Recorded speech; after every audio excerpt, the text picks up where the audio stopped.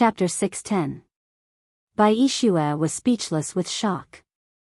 In terms of reputation, there were only 3 to 5 people in this world who could defeat Jun Moyan. Yet, you managed to find 2 of them in one go. Young master, are you toying with me or are you toying with me? Ling Xiaozui nodded with a smile. When he introduced Feng Xiang'e, Bai Yixue was quick to greet him respectfully. Obviously, this fellow had realized that the person who was with Du Guchou and Ling Xiaozui would not be an ordinary person. As expected, it was another shock. Although the phantom physician god of wine Feng Xiang'e's reputation was not above that of Jun Moyan's, it was not inferior at all. And this. Just as Yun Yang was about to introduce Gu Chaoyang, he saw the latter shake his head slightly, so he corrected himself, this is Gu. Senior Gu. Bai Yixue was still respectful. What a joke. This must be someone important as well, someone who would not pale in comparison to Jun Moyan. Names were no longer important, as long as there was no hint of disrespect. Everyone will be staying in the residence of Yun from now on. We are one family. Following Yun Yang's announcement, Bai Yixue cheered, young master, I have to go back immediately to invite my master over. Du Guchou was relieved. This matter was his master's lifelong regret. Now that there was a chance to remedy it, Bai Yixue could not wait a moment longer and could not wait to tell his master the good news. Actually, Yin Yang was just as eager to do so. Bai Yixue's master, Du Guchou's only surviving disciple, he must be a superb expert as well. Even if there were 8 to 10 of such people coming every day, it would not be too much. Find them quickly, and don't even think of leaving once they're here. Go quickly, go quickly. Leave now. Remember to go and come back early. Yin Yang was grinning from ear to ear. The other experts rolled their eyes at him.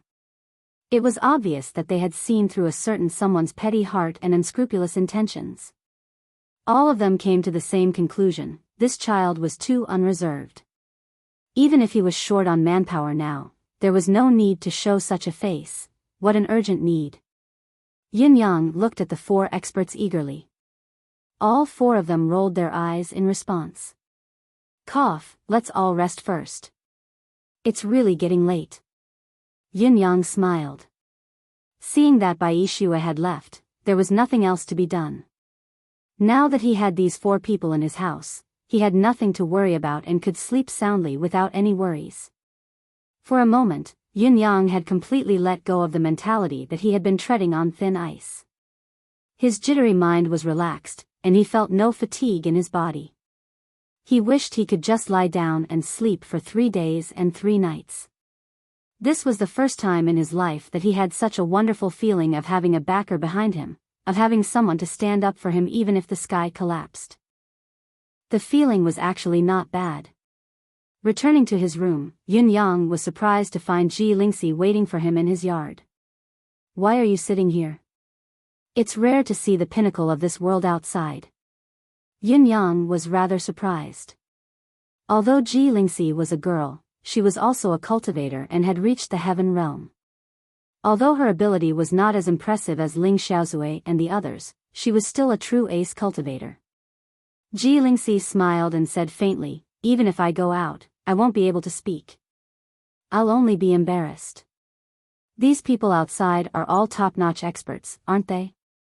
They are indeed top-notch experts. 2 of them are the legendary Du Guchou and Ling Xiaozui. The third is the phantom physician, the god of wine, Feng Xiang'e. As for the last person, he's even more mysterious and has an impressive background, Yun Yang briefly introduced. After all, they would be meeting each other frequently in this yard in the future. It was necessary to greet each other first to prevent any misunderstandings. I knew that they're not ordinary guests. Ji Lingxi smiled and said, all right. Now that there are 4 more people here, you can finally have a good night's sleep without worry. It's been such a long time and you haven't had a good rest. It's a rare opportunity, have a good sleep. Ji Lingxi smiled and walked out after she finished speaking.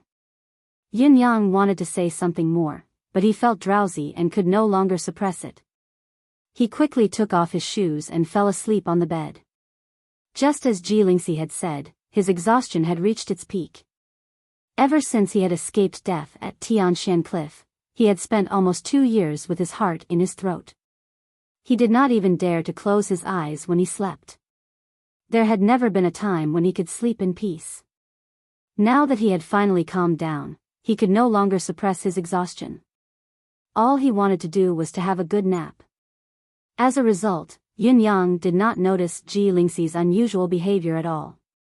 Under normal circumstances, experts like Du Guchou and Ling Xiaozui would cause a commotion no matter where they appeared.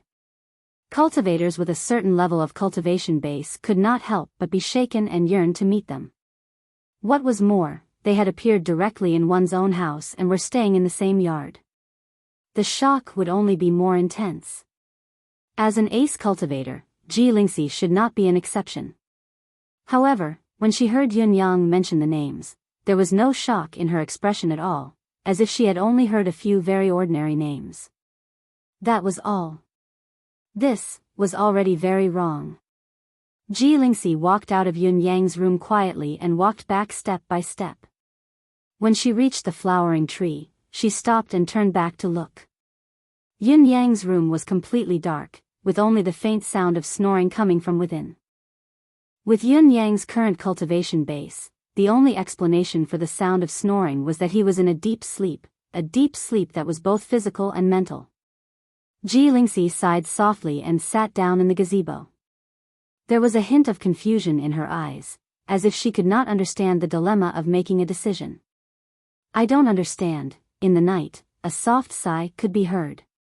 Nothing happened for the next 2 days. The peace lasted until the night of the 3rd day. A loud bang came from somewhere in the western city's outskirts. It was the sound of a door being smashed. A long howl shook the air.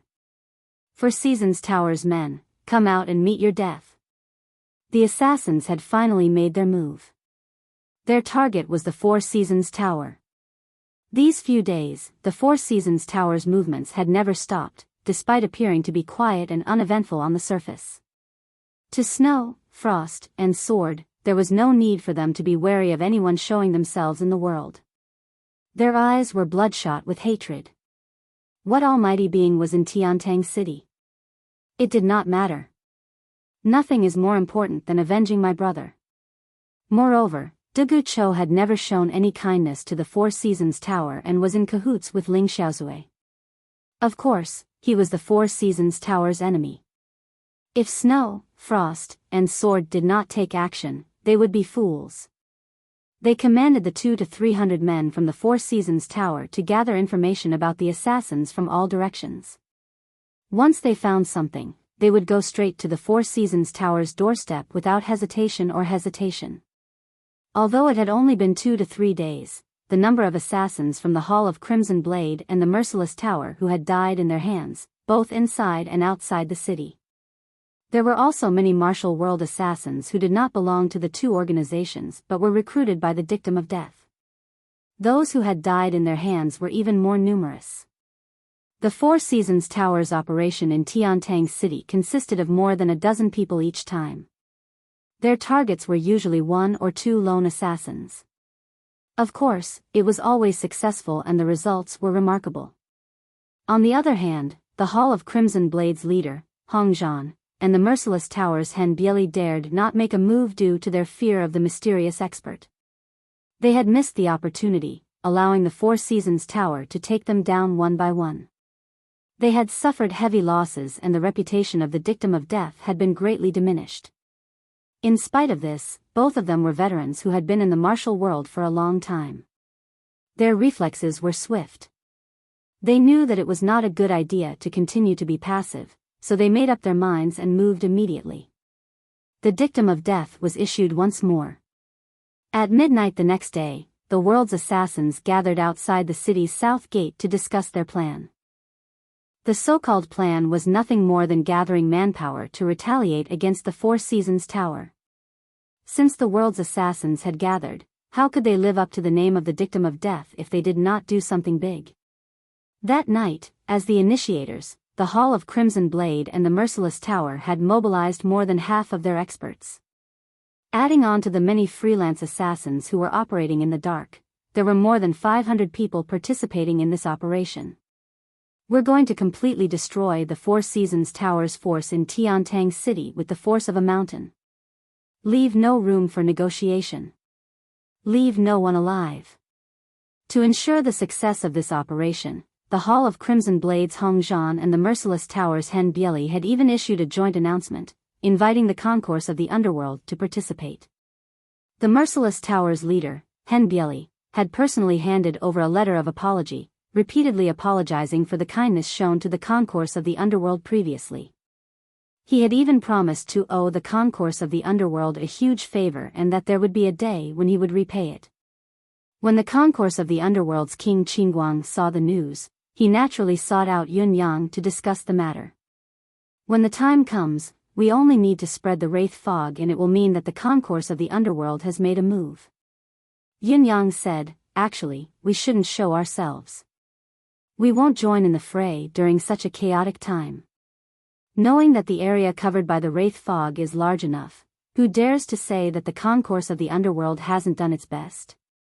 First Court King Qingguang chuckled strangely, appearing to be in a good mood. We all like to watch the show as well. We especially like to sit back and watch the tigers fight. Yun Yang rolled his eyes, speechless. Yun Yang had underestimated the concourse of the underworld's 10 kings' enthusiasm for watching the show.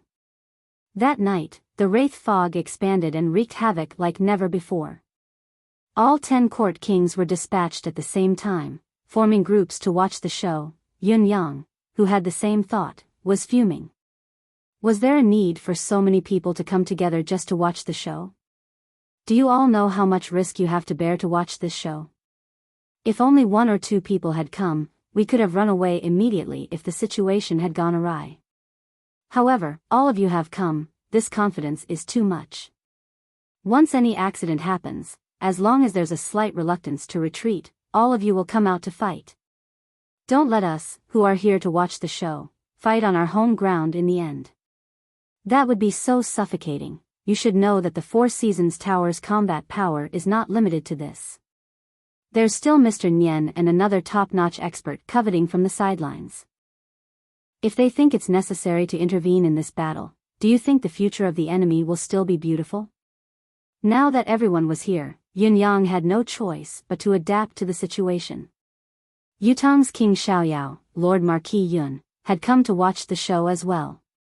Other than that, there were many experts hiding in the dark who were also watching the show from the sidelines. After all, most of them had the thought that the gathering of the world's assassins might really be able to dampen the Four Seasons Tower's morale. It would be even better if they could take advantage of the situation. In spite of this, Yun Yang was greatly shaken once again as he watched the show unfold. The Four Seasons Tower's formidable capabilities and the assassins' peculiar methods of attack were an eye-opener for everyone present. They lived up to their reputation. The Four Seasons Tower's response was clear: the Four Seasons Tower's reputation must not fall. They would never retreat. If 1 came, they would kill 1, if 2 came, they would kill both. It was an open fight, an open fight. A huge yard was divided into 4 directions: north, south, east, and west. 3 experts were assigned to guard in the dark in each direction. These 3 people did not care about anything else. They were only responsible for dealing with the enemies that came their way. When the 3 of them were dead, tired, or injured, the Four Seasons Tower would then send out 3 more people to take over. This was an arrogant declaration: no matter how many of you come, I will deal with them with only these people. The assassins' tricks were endless as well. There was nothing they could not think of, nothing they could not do. The one who started the battle and took the lead in smashing open the door was the Merciless Tower's leader, Hen Bieli. With a push of his palm, the door was flung open. However, this move did not mean anything. It was only a declaration of war, a proclamation of war. After all, those who participated in this battle were all experts who came and went. Who would still use the door? A gust of wind blew, and dust flew into the air. A few rotten leaves spun in the air before slowly falling to the ground. It was quiet all around. There was only the dusky underworld fog floating in the night sky. It looked like it was everywhere. When the leaves fluttered to the ground, countless chilling blades flew out from the leaves. Chapter 6:11. The saber rain that filled the sky was denser and more frequent than the countless fallen leaves. Horizontally, vertically, whirling, circling, slanting, all of them brought with them the sound of the wind. Every single slash was accompanied by the terrifying sound of the wind breaking. It was not difficult to imagine that if one were to be grazed by such a saber, one would be covered in wounds such as a broken arm or a broken leg. If it was a serious one, one would be disemboweled. It was a matter of life and death. Who dared be careless? Even these assassins, who had walked the line between life and death for years, dared not underestimate it. The sky was not only filled with the interweaving of withered leaves and saber blades, there were also many other weapons, swords, spikes, daggers, and flying needles that were as thin as a cow's hair. They came one after another, filling in every gap that was slightly exposed. There was not a single gap, but it had become a lethal threat instead. This was not all. When one of the fallen leaves landed on top of one of the Four Seasons Tower's experts without a sound, a huge hammer suddenly leaped out from it. How could a large hammer be transformed from a fallen leaf? But all of this was reflected in tonight's battle. Such a transformation was appalling, unbelievable, and unimaginable. Yin Yang was dazzled by the sight, sighing inwardly that each profession had its own way of doing things. These assassins had all sorts of tricks up their sleeves. Even with Yin Yang's current cultivation base, he might not be able to handle such a lethal attack. It would be perfect if he could escape unscathed from such a lethal attack. Unless his cloud manifestation power was restored, he dared not say that he could face it with ease and come out unscathed. As the attacks from the assassins intensified, silhouettes appeared from the thick fog, the withered leaves, and the night sky, as if they had appeared out of thin air. Many of the assassins used their own strength to launch close-range attacks, and their attack power was greatly increased. It was incomparable to the long-range attacks at the beginning. Every flash was an attack, and it was accompanied by a considerable attack power. After the attack, regardless of whether it was effective or not, or whether it was successful or not, they would immediately disappear. The assassins had completely executed the basic strategy of fleeing 1,000 miles away if they missed their target. There were no flaws at all. After a while, all sorts of strange phenomena began to appear in an unending stream. There were huge lotuses, huge leaves that seemed to be illusory yet real, and there were even rippling waves of water. All of them had assassins appearing one after another. Putting everything else aside, just by looking at the various and varied methods, it was already impossible to estimate just how many assassins there were and how many people were involved in this operation. At this moment, the assassins who happened to be present had displayed their trump cards. They were the most effective tactics against the Four Seasons Tower at the moment. If the attack failed, they would retreat immediately. However, they did not expect to succeed, ensuring that their combat power would be minimized. Such a strategy was definitely the most brilliant. On the other hand, the Four Seasons Tower's 12 experts had been standing with their backs against each other in a triangular formation. Even when faced with such a terrifying attack that was like a rising tide, each wave higher than the last, their expressions were still indifferent. They attacked almost mechanically, countering every move without the slightest hint of panic. However, as soon as an assassin showed himself and retreated slightly slower, one of them would immediately try his best to hold them back while the other two were responsible for delivering the fatal blow. This kind of attack was like a needle being inserted at every opportunity, and there was never the slightest mistake. The Four Seasons Tower's assassin techniques had never missed a single moment. This kind of combat experience was simply shocking and terrifying. It was also because of this tactic that, no matter how ingenious and cunning the assassins' attacks were, retreating as soon as they missed their target, cries of pain could still be heard from time to time. Fresh blood, broken arms, and broken limbs. They were even flying around non-stop, dancing all over the sky. The entire night was already filled with the pungent smell of blood and streams of blood. The current situation of the battle was brutal, but the situation was clear. The Four Seasons Tower's men had not retreated an inch, adopting the strategy of combining offense with defense. They allowed the assassins to attack with all sorts of methods while they defended themselves tightly. Once they caught a glimpse of the opponent's weakness, they would immediately join forces to kill them. There had never been a single mistake. The tactic was old and simplistic, but after some consideration, Yunyang realized that it was the best way to deal with the current situation. A simple, unchanging strategy was sufficient to deal with the current situation. Currently, the leading experts of the Four Seasons Tower had yet to show themselves.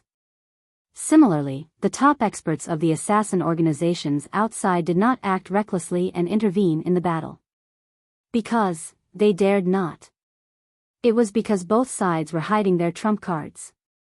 Obviously, they did not have much confidence in when the other party would strike. They did not want to act rashly, lest they lose everything if they were careless. Whoever made the first move would be exposed. They could only continue fighting like this. The only outcome would be no result. Even if there were many casualties, it would not hurt their foundation. Yunyang calculated in his heart. Although Sword, Frost, and Snow had deliberately made enemies out of the Four Seasons Tower, they did not want to die early. Only by deepening the enmity between the Four Seasons Tower and the top assassin organizations, to the point of forming an irreconcilable enmity, was the best outcome for them. To achieve such an outcome, the longer the battle dragged on, be it on their side or the other, the more deaths, the better. Based on this premise, the Four Seasons Tower would never jump out in the open and expose all of their abilities to the enemy, giving the enemy leeway to arrange their troops and launch targeted attacks. The situation of the battle continued to intensify, and the casualty rate of the assassins also increased. No matter how ingenious and strange a surprise attack method was, it was inevitable that it would increase the chances of being seen through by the other party.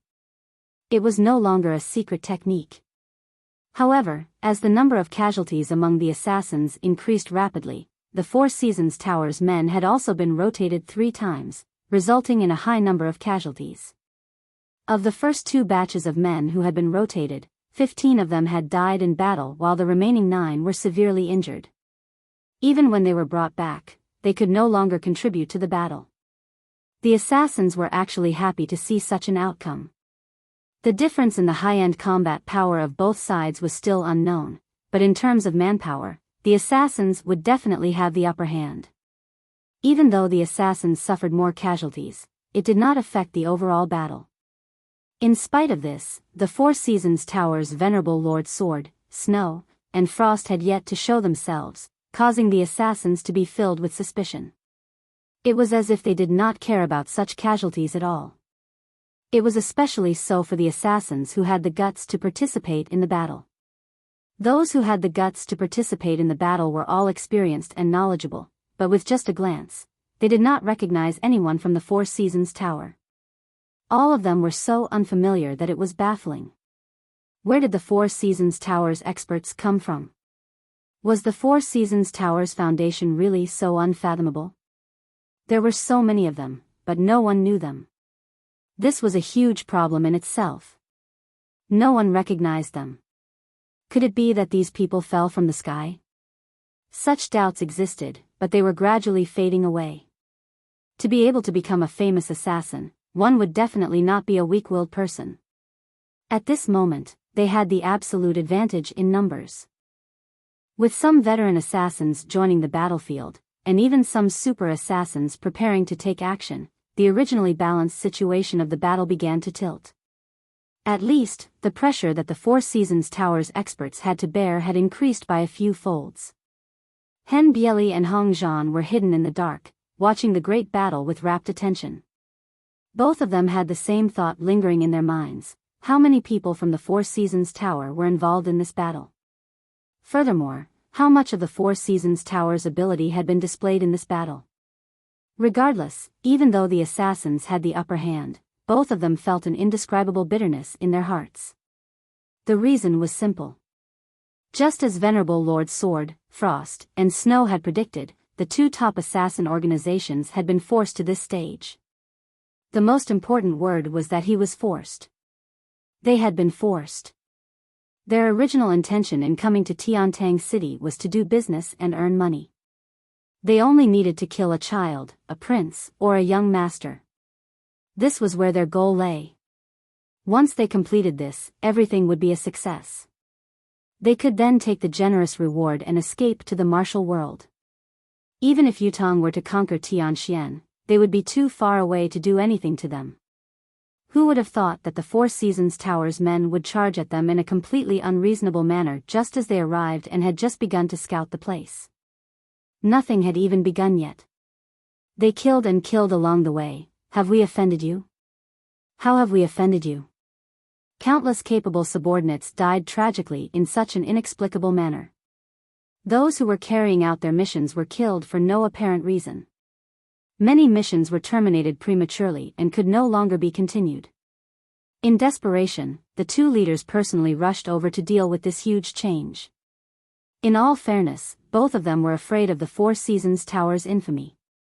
Their initial plan was not to denounce the Four Seasons Tower directly, but to have a talk, to find out what was going on, and if there were any misunderstandings in between, then they would think of a way to resolve this attitude. However, the Four Seasons Tower was not willing to comply with such a small request. They had still declared war and killed aggressively. They had pushed the two top assassin organizations to the opposite side and were still killing non-stop every day. Such an approach had undoubtedly pushed all the assassin organizations in the martial world to the opposite side of the Four Seasons Tower. Why was this so? It was stupid. Such a stupid move should not have appeared in the Four Seasons Tower. The Four Seasons Tower was a powerful force. It disliked the world's famous assassin organizations and had first targeted the concourse of the underworld, killing them to the point where they were not even a tenth of their original strength. This was a fact. However, according to intelligence, the source of this incident was because the concourse of the underworld had started it by targeting the Four Seasons Tower's leader, Supreme Lord Springfrost. This had triggered the Four Seasons Tower's retaliation. In spite of this, they had now attacked the other two top assassin organizations. Was this not a little too much? Hen Bieli and Hong Zhan could not figure out why all of this had happened, no matter how hard they racked their brains. They felt that everything was muddled. Hong Zhan had a part in Venerable Lord Ice's death, but there was obviously an inside story behind Venerable Lord Ice's death. If they were to explain the situation, the Four Seasons Tower was still not in the right.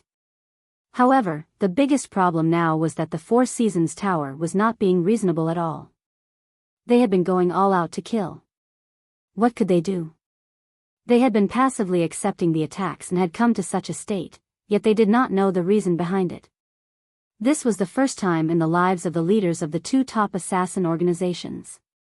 The only feeling I have now is that there's a hand behind the scenes silently pushing things forward. Hen Bieli frowned. Although this feeling is vague and illogical, I'm certain that it exists. Hong Zhan sighed as well. I have the same feeling too. No matter what we've done in the past, it's never been so smooth. However, nothing has gone according to our wishes in this trip to Tiantang City. No, it's not just not going according to our wishes. It's like we're sitting at home and trouble comes from the sky. It's inexplicable and there's no way to avoid it.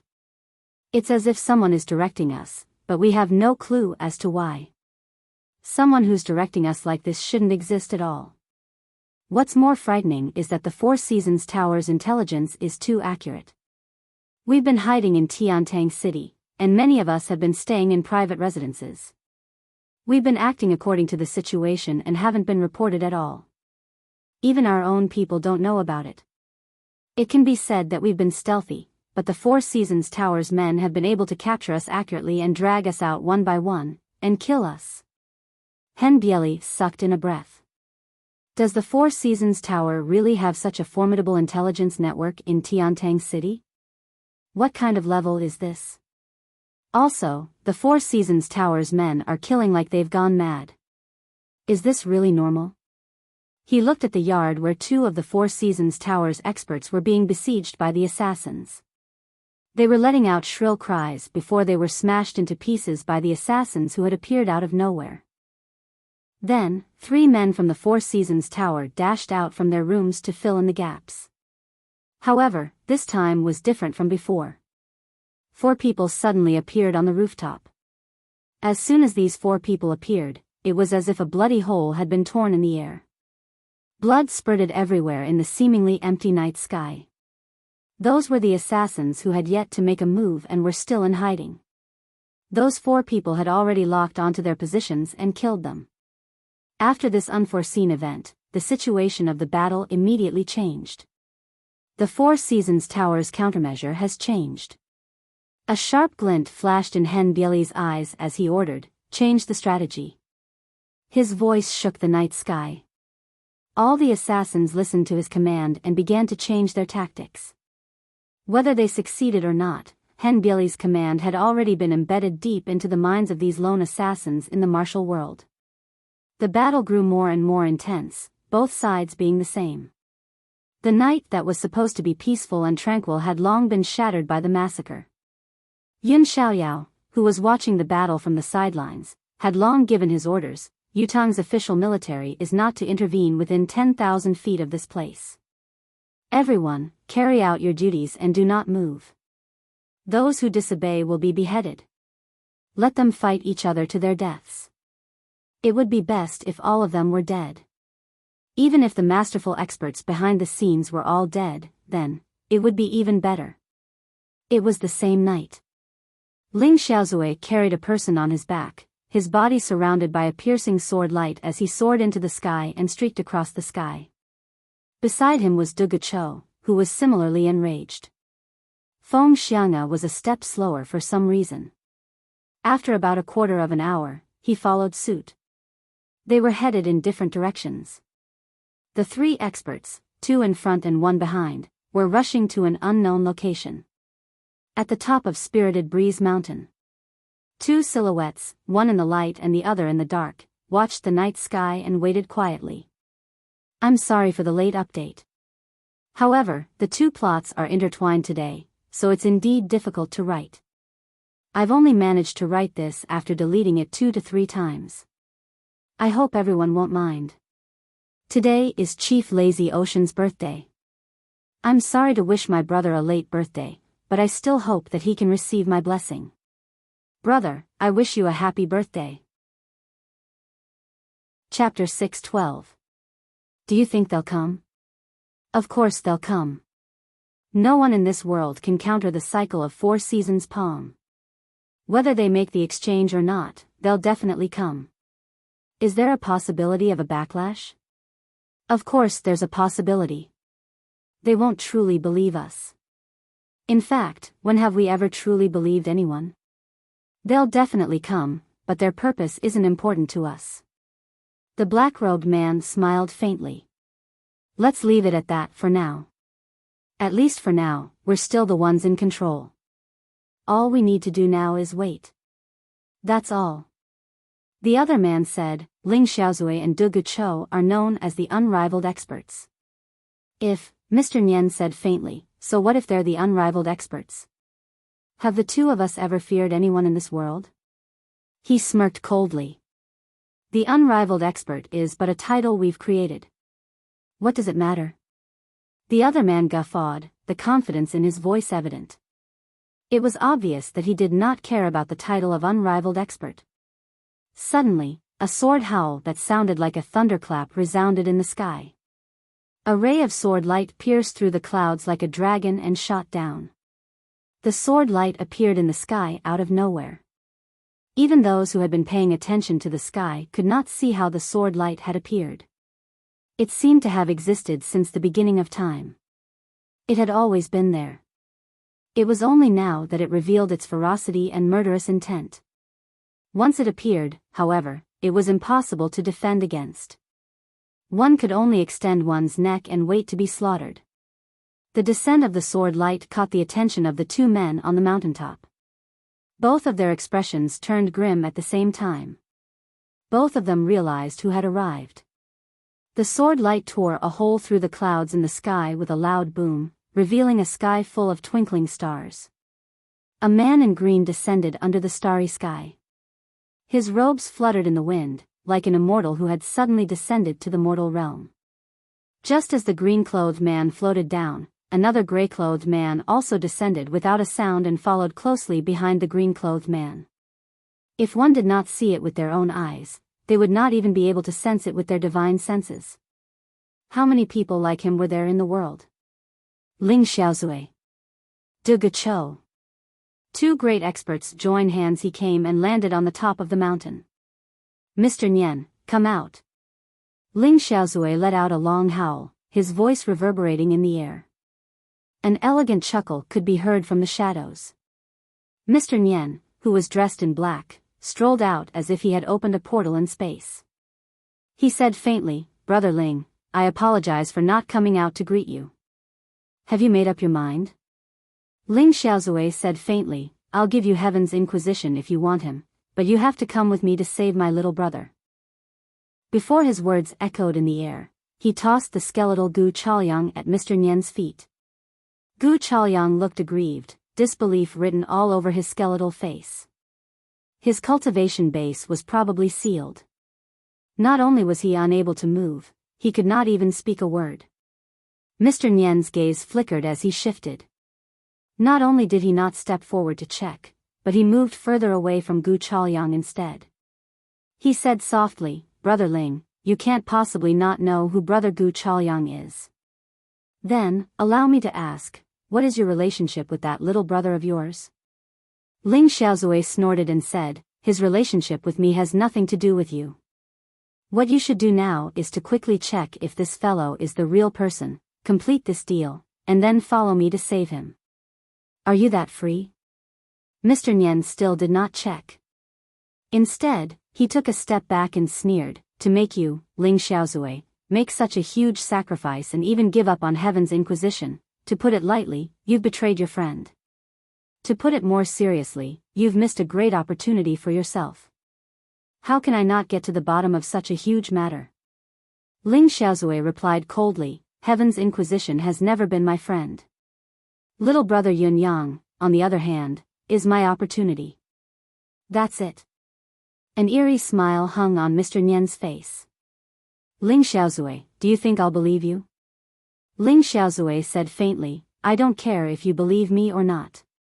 I'll only swear here and now that if you don't go today and my little brother dies, then, from today onwards, I'll kill every Four Seasons Tower member I see. Do you think I don't dare to do so? He looked at Mr. Nian coldly. I've done something like this once many years ago. I stopped because of sentiments. Today, I can continue because of sentiments. De Gachou, who was standing aside, said coldly, count me in. I can partner with you once to go against the Four Seasons Tower. While the Four Seasons Tower's top executives can fight the others, I believe they can be easily killed. Mr. Nian's pupils shrunk. Are you threatening me? Ling Xiaozui lifted his gaze as sharp as a sword. Why? You can coerce and blackmail, but I can't threaten you in return. Mr. Nian let out a long howl and guffawed.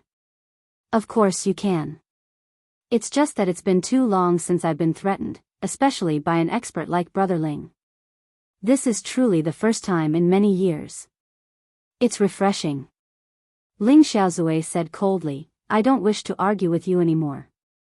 You were the one who proposed the exchange of men at Spirit Breeze Mountain within 3 days. Now that we're here and we've given in, you're evading and delaying it again and again. What can I do even if I threaten you? What should I do? What? You can only accept my threat obediently.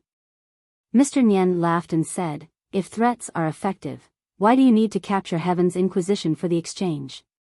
It's the same threat. Will the effect be different? Ling Xiaozui's heart skipped a beat. Mr. Nian was an intelligent man indeed. He had grasped this flaw accurately. There are things a gentleman should and shouldn't do. I have my reasons for what I do. Do I have the obligation to explain to you? Ling Xiaozui's gaze turned sharp. Cut the nonsense. I only have one question for you now. Are you not going to abide by our previous agreement? Mr. Nian snorted, a tinge of hesitation appearing in his gaze for the first time. In all fairness, since he had already caught a glimpse of the illogical aspects of the other party's actions, he should continue following the clues. After all, Ling Xiaozui's current choice was too unexpected. Even if he was forced to do so, he should not have given in so easily. Even if he cared too much about Yun Yang and experienced the twists and turns just now, he should have been more forceful. As Mr. Nian thought about it, he felt a sense of relief. As the saying went, a man needed his dignity and a tree needed its bark. Ling Xiaozui, De Guchou, and Feng Xiang'e could not dispel his cycle of 4 seasons palm. It was already a stain on his record, and it was a foregone conclusion that he would be at a disadvantage. While the so-called coercion was reasonable, it required Yun Yang's life as the wager. A single misstep would cost him his life. Naturally, it was the worst plan. Otherwise, he would not have brought Gu Chaoyang here to exchange for the antidote. At the same time, the combined threat of Ling Xiaozui and De Guchou was something that even Mr. Nian had to be wary of. Looking at Ling Xiaozui, who looked like he was about to start a fight at the slightest disagreement, Mr. Nian could not help but feel apprehensive. Perhaps Heaven's Inquisition, Gu Chaoyang, was truly restrained. Chapter 613. With this thought in mind, Mr. Nian looked at Gu Chaoyang, who was curled up on the ground, unable to move. With a wave of his hand, a sharp gust of energy landed squarely on Gu Chaoyang. With a low grunt, Gu Chaoyang was sent flying 50 to 60 feet away like a rubber ball. A bloody hole appeared on his arm as blood gushed out. Then, he fell back to the ground with a thud. 99% of Mr. Nian's attention was still focused on Ling Xiaozui and De Guchou's reactions, but he saw that both of them were unmoved, as if they were waiting to see what would happen next. Mr. Nian was even more assured now. With a scoff, he said, "This is a serious matter. I have to be cautious. How do I know that the both of you aren't working together to trick me? If I don't act cautiously, wouldn't it be an injustice if I were to die from your ploy?" Ling Xiaozui snorted angrily. "I asked you to check just now. You were the one who didn't move, causing unnecessary trouble one after another. Now, you're acting so sarcastic.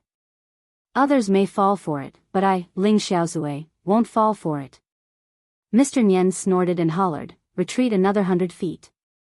With an additional 100 feet of distance between them, Mr. Nian's cultivation base would allow him to react in time even if he was ambushed. It was a safe distance where he could attack or defend himself.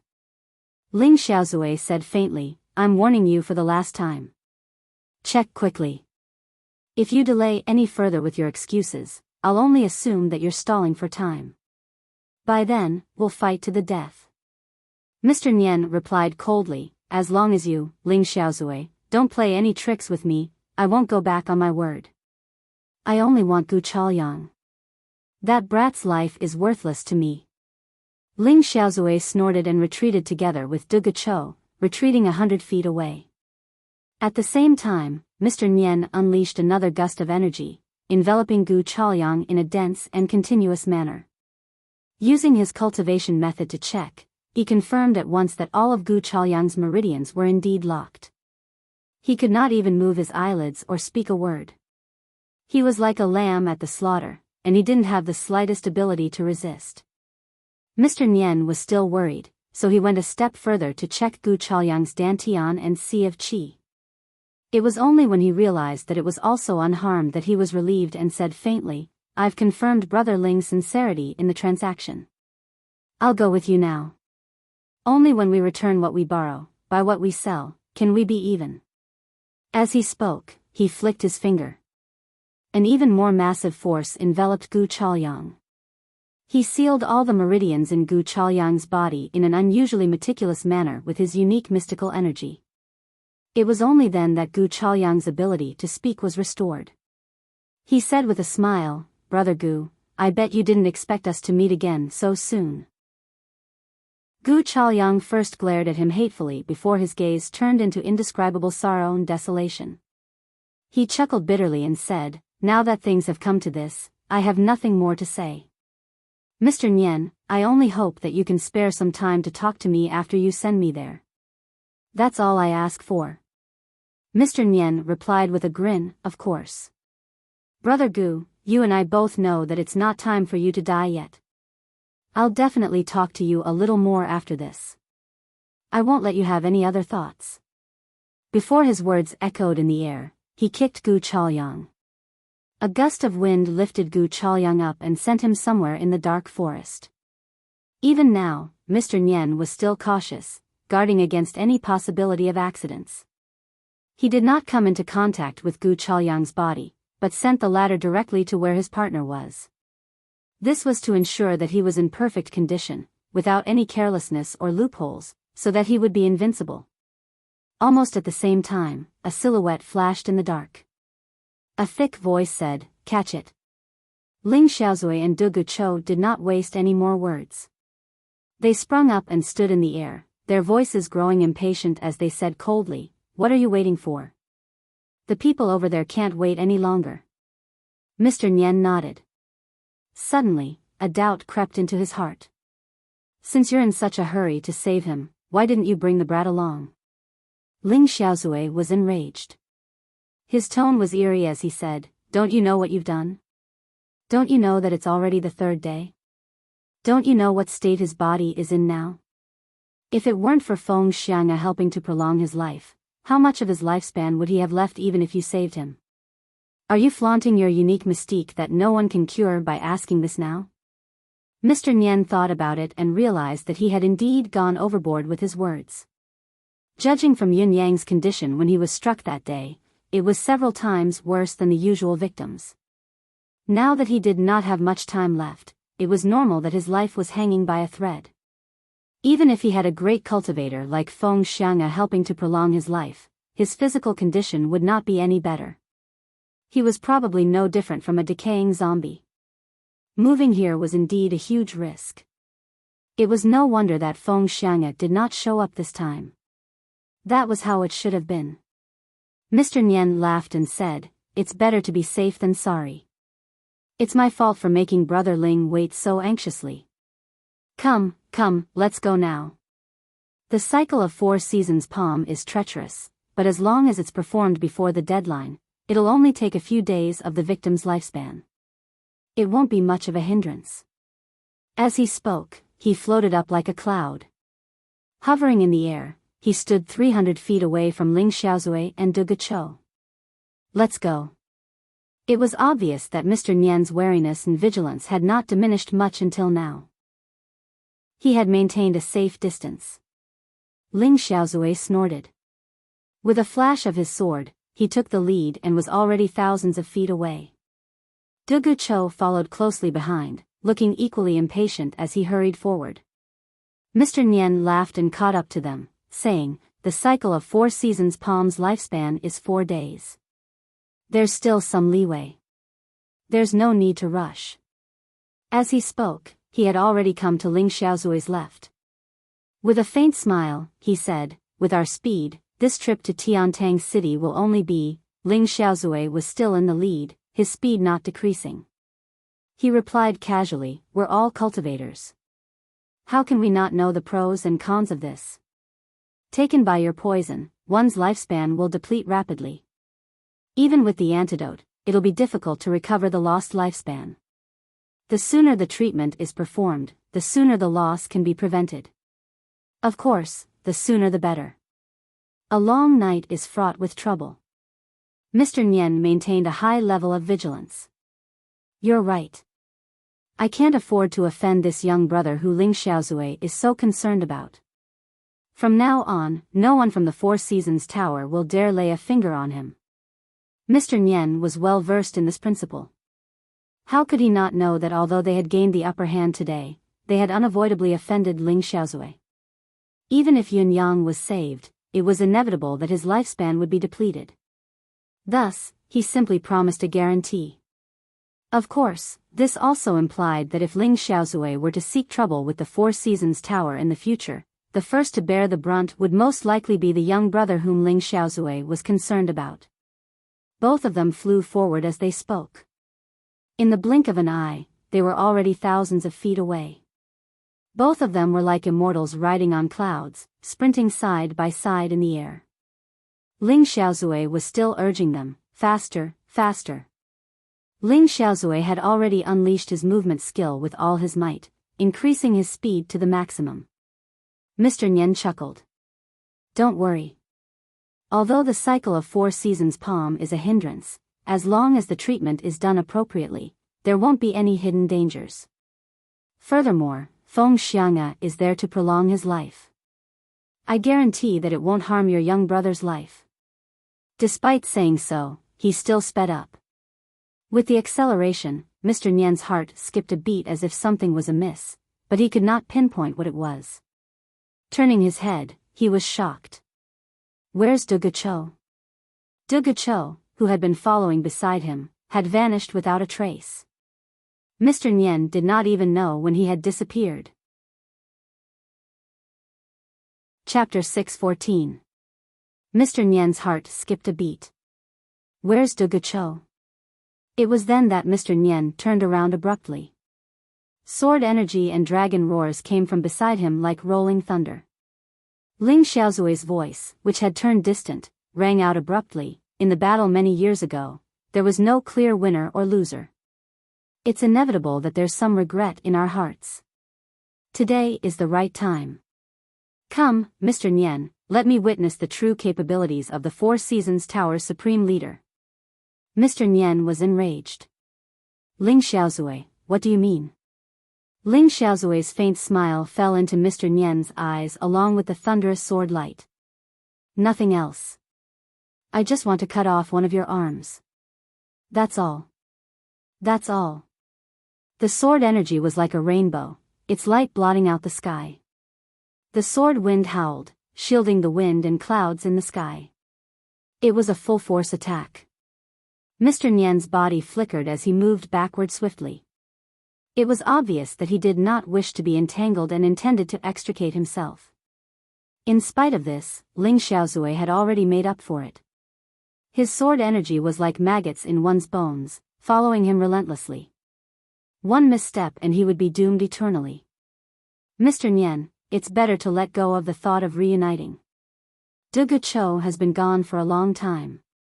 Your partner is probably dead by now.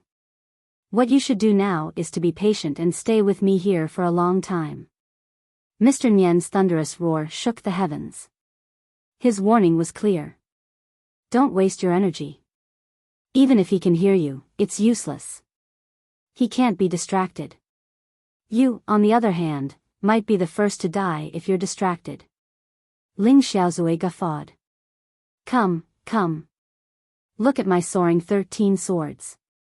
How does it compare to the past? Realization struck Mr. Nian. Gu Chaoyang isn't restrained? Ling Xiaozui howled, his sword light turning into a mountain of swords. Of course. Mr. Nian was burning with anxiety. If Gu Chaoyang wasn't restrained, his partner, who was carrying Gu Chaoyang, would be completely defenseless. Under such circumstances, if he were to be ambushed, moreover, De Gucho and Feng Xiang'e were beside him, why wasn't he restrained? He had checked it a few times. The more he thought about it, the more anxious he became. With a thunderous roar, he attacked with all his might, wanting to shake off Ling Xiaozui's entanglement. However, Ling Xiaozui attacked with all his might as well. His sword light weaved into a dragnet, preventing Mr. Nian from escaping. With an expert like Ling Xiaozui holding them back, it was impossible to escape without paying a price. Mr. Nian's roar was thunderous. He was so furious that his guts were about to explode, but he could only accompany Ling Xiaozui to waste time. There was no way he could escape. On the other side, a man dressed in black was carrying Gu Chaoyang with one hand as he sprinted through the wilderness. His speed was incredibly fast, comparable to Ling Xiaozui's highest movement skill. Perhaps it was out of instinct to be cautious, but he had chosen to travel along the more secluded paths. However, just as he was about to climb over a mountain, there was a loud rumble in front of him. The entire cliff in front of him collapsed without warning. A white-haired and white-bearded figure suddenly appeared, put old Gu down. The man in black chuckled. Feng Xianga, this is the choice you've made. Are you going to go back on your word and take it all? Feng Xianga retorted angrily, there are things that a gentleman should do and not do. How can I be someone like Ling Xiaozui who ignores morality? As long as you put old Gu down, we'll still mind our own business. Otherwise, let's fight here. The mysterious man guffawed. With just you? It was at this moment that Gu Chaoyang, who was held in his hand and could no longer move, suddenly sprang up to attack. Both his hands and legs struck at the same time with all his might, like a thunderbolt. Seeing that the change was imminent, the mysterious man was already on guard. However, most of his attention was placed on Feng Xianga and the surrounding land. Feng Xianga's ability was formidable, but he was still insignificant. What he was concerned about was whether there would be other helpers. However, he would never guard against Gu Chaoyang, who was immobilized in his hand. Not only had Mr. Nian checked on this, but he had also done so repeatedly. He had even added a layer of his own unique restriction. How could Gu Chaoyang suddenly move under the layers of restriction and even launch an attack with all his might? The sudden turn of events caught the mysterious man off guard. There was no way he could defend himself. Finally, he unleashed his cultivation base and reacted swiftly. As he roared, he flung Gu Chaoyang away, widening the distance between the two of them. As he moved, 3 shadows appeared. It was a pity that Gu Chaoyang was too close to him. No matter how the mysterious man reacted, the desperate attack still landed squarely on him. With a soft thud, the 2 shadows at the front shattered without any room for resistance. The mysterious man staggered from the palm strike and spat out a mouthful of blood. Cracking sounds could be heard from his body, a few of his bones had been broken somewhere. Gu Chaoyang, Feng Xianga, both of you are dead meat. The mysterious man roared in anger and hatred. With a long howl, Gu Chaoyang stretched his body and stood in the air, saying faintly, death is an ending that no one can avoid. It's just that you're fated to not see our death because you're the only one who's going to die today. Before Gu Chaoyang's words echoed in the air, another sword light fell from the sky like a thunderbolt. A cold voice spoke, not bad, not bad. Are you really going to die today? Shocked, the mysterious man looked towards the source of the voice. All he saw was a man dressed in gray flying through the air with a sword in his hand. Like a divine dragon, the man sliced through the night sky and flew towards him. It was De Gacho. Had he not left? How could the man in black not know that he had fallen into a trap? With a roar, he was about to flee. Facing De Gacho, Feng Xianga, and Gu Chaoyang's joint attack, it was enough to kill anyone in this world. It was too dangerous. If he had been any slower, he would have lost his life. It was a pity that the white-haired and white-bearded Feng Xianga was unwilling to let him go, attacking with all his might. Gu Chaoyang had already brandished his purple jade flute, attacking with all his might. There was Feng Xianga in front, De Gacho behind, and Gu Chaoyang by his side. 3 pinnacle experts attacked with all their might, working together to kill the culprit who was the bane of their existence. All 3 of them knew very well that this mysterious man before them was a pinnacle expert who was on the same level as them. He was also a dangerous character. Any negligence or underestimation could lead to an irreversible outcome. Since the 3 of them had decided to attack, they had to make this person stay here forever. Otherwise, the consequences would be unimaginable. The mysterious man let out a long howl, his voice echoing hundreds of miles away. With a flash of his black robe, a measuring ruler appeared in his hand. Taking a deep breath, he hollered, all right, let me try the combined might of the 3 pinnacle experts. Waves of air billowed as he charged straight at Feng Xianga. Chapter 6:15.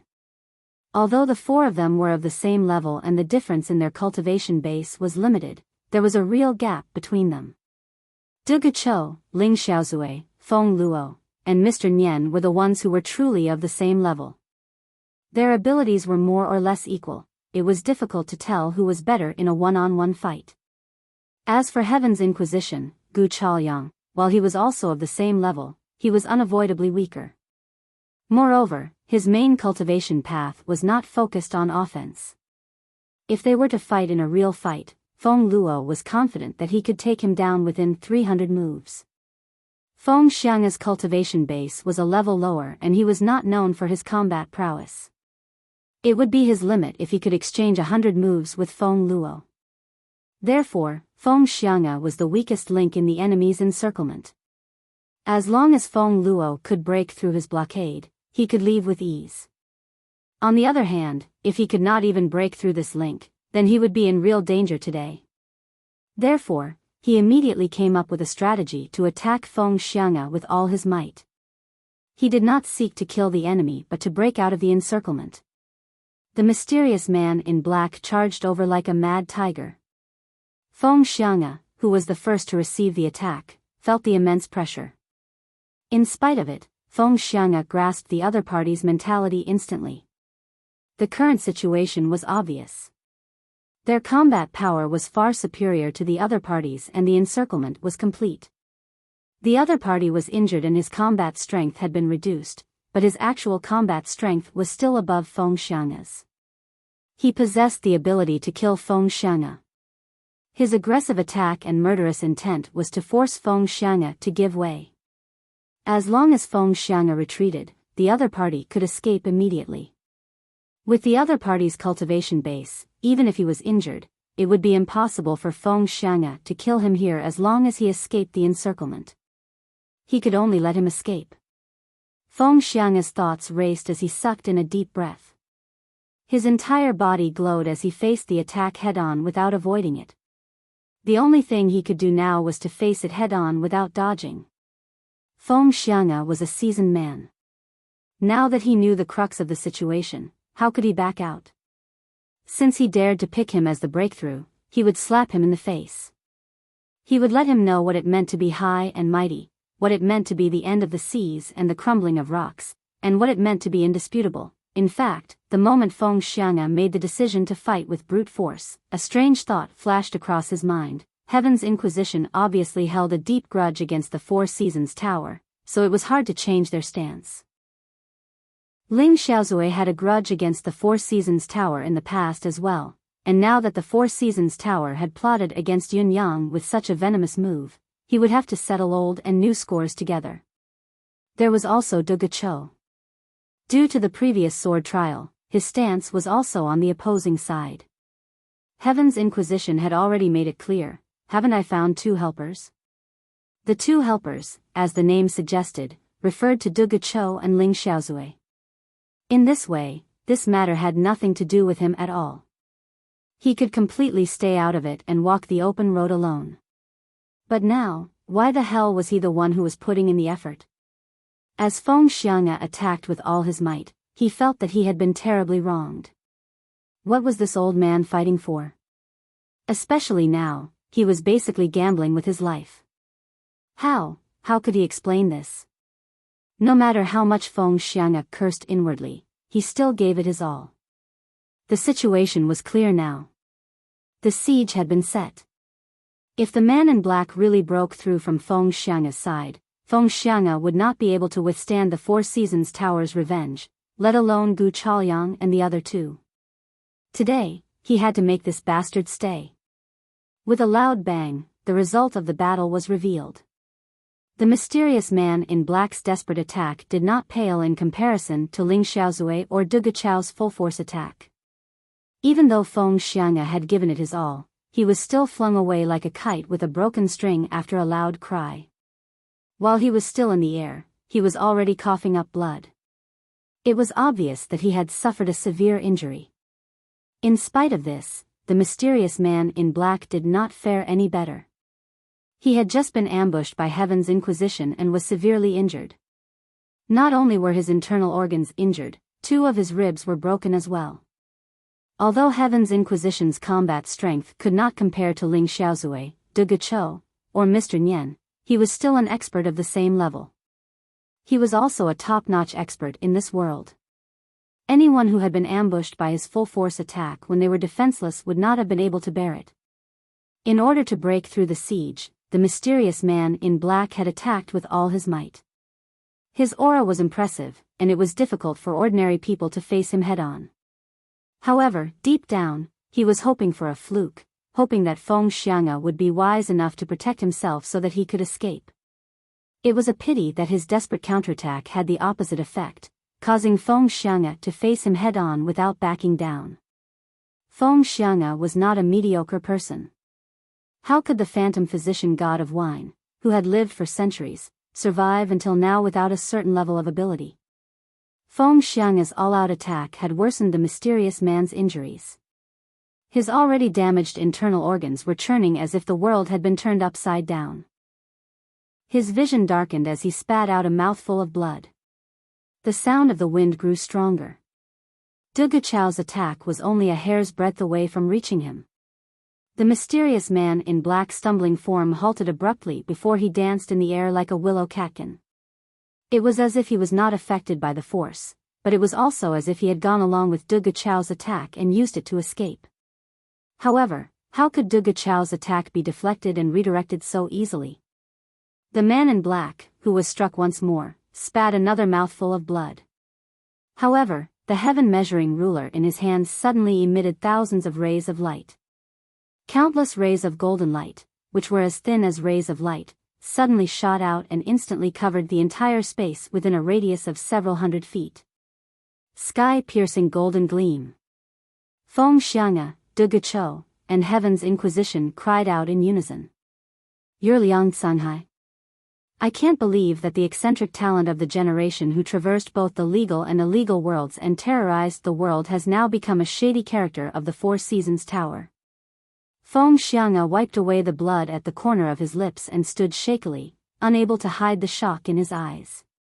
Liang Sanghai let out a long howl and completely disregarded the fact that his identity that he'd concealed for a long time had suddenly been exposed, and he flew out swiftly like an arrow. Since his identity had been exposed, there was no need to say anything more. His priority was to survive. The sky-piercing golden gleam. Back then, Liang Sanghai had used this heaven-measuring ruler to defeat all his opponents in the world and build his reputation. However, compared to himself, the heaven-measuring ruler in his hand was much more popular. Other than being a mystical weapon, it was also one of the top mystical hidden weapons in the martial world. The heaven-measuring ruler was made up of countless fine golden filament needles. The so-called sky-piercing golden gleam was a manifestation of the heaven-measuring ruler's characteristics. The golden filament needles that made up the heaven-measuring ruler were almost weightless, so when they were assembled into a ruler, they were as light as a feather. However, the golden filament needles had a peculiar curve. Once they pierced through a person's skin, they could drill into the person's body through the bloodstream. It was difficult to expel. Those who were struck, no matter how impressive their cultivation base was, would not be able to escape death. Even Liang Sanghai himself was powerless against such an injury. That was why the martial world called it the poison golden gleam back then. However, just as Liang Sanghai's reputation was growing and his name was known throughout the continent, this person had mysteriously disappeared. To this day, no one had seen this person for at least hundreds of years. Everyone thought that he was long gone. Chapter 6:16. De Guichou hollered and swung the sword in his hand. A giant whirlpool appeared in midair. All the golden rays were sucked into the whirlpool like moths flying into a flame, followed by a loud tremor. It was apparent that De Guichou's move was appropriate. Not only had he blocked the golden rays, he had also exchanged a blow with Liang Sanghai through the air. The golden rays reeled back at once, flying towards Liang Sanghai's back. Although De Guichou had managed to deflect the sharpness of the heaven-measuring golden rays, he could not help but suffer a considerable amount of impact, causing him to falter. Liang Sanghai did not wait for the golden rays to return. He turned to the left and attacked again, meeting Gu Chaoyang's palm strike head-on. The outcome of this exchange was obvious. Liang Canghai, who had been repeatedly injured, was sent flying by Gu Chaoyang's palm strike. That was not right. Instead of saying that Liang Canghai was sent flying by Gu Chaoyang's palm, it was more accurate to say that he had used the counterforce of the collision to somersault and retreat. His landing point was already out of the trio's encirclement. If it were not for a ray of sword light that came to Liang Canghai's path of retreat, Liang Canghai might have really escaped. That's right, an overwhelming sword chi filled with melancholy and ecstasy flew over like a long dragon, arriving first at Liang Canghai's target. The chilling sword chi then enveloped Liang Canghai's body. Liang Canghai cried out. The heaven-measuring ruler that had just returned to his hand flew out of his grasp. The heaven-measuring ruler that had left his grasp met the awe-inspiring sword chi head-on. Both of them engaged in the most extreme head-on collision without any tricks. Although the heaven-measuring golden rays had been renowned for a long time and was a rare divine weapon, it was mostly because of its unique material and focused more on its lethality. Resistance was not its forte. If it had been an ordinary battle, it might have been able to hold its ground, but now that Liang Canghai's combat strength had been greatly reduced due to the consecutive injuries he had sustained, in addition to the hurried counterattack, the mystical chi he had infused into the heaven-measuring ruler was, at most, 20% of his usual strength. How could he be lucky enough to face the unusually strong sword chi head-on? With a muffled poof, this unique elite weapon, the heaven-measuring ruler, whose name shook the world, became golden powder that filled the sky, becoming dust in the world. Liang Canghai let out a heart-wrenching cry, followed by a miserable groan as a hole appeared on his shoulder. Not only had Du Guchao's heartless severing sword shattered his weapon, it had also pierced through his shoulder. Puff! Gu Chaoyang appeared out of nowhere and landed a solid blow on Liang Canghai's back. Liang Canghai grunted again, falling to the ground like a kite with its string snapped. When he landed, he staggered twice, almost losing his footing. The shadow above them fell, but Du Guchao did not stop his pursuit. Sword light rained down from the sky like a downpour. Gu Chaoyang did not slack off either, launching a close-range attack. All sorts of attacks came at him, each one lethal and lifeless. Only Feng Xianga stood slightly further away, adjusting his breathing with his eyes closed. His presence was extremely weak. It was not that he did not want to join in the battle, but he had taken the brunt of Liang Canghai's desperate attack to break out of the encirclement just now. He had almost perished on the spot after taking it head-on. It was already a feat that he could still stand. He could no longer intervene in this battle. In spite of this, the contribution he had given was sufficient.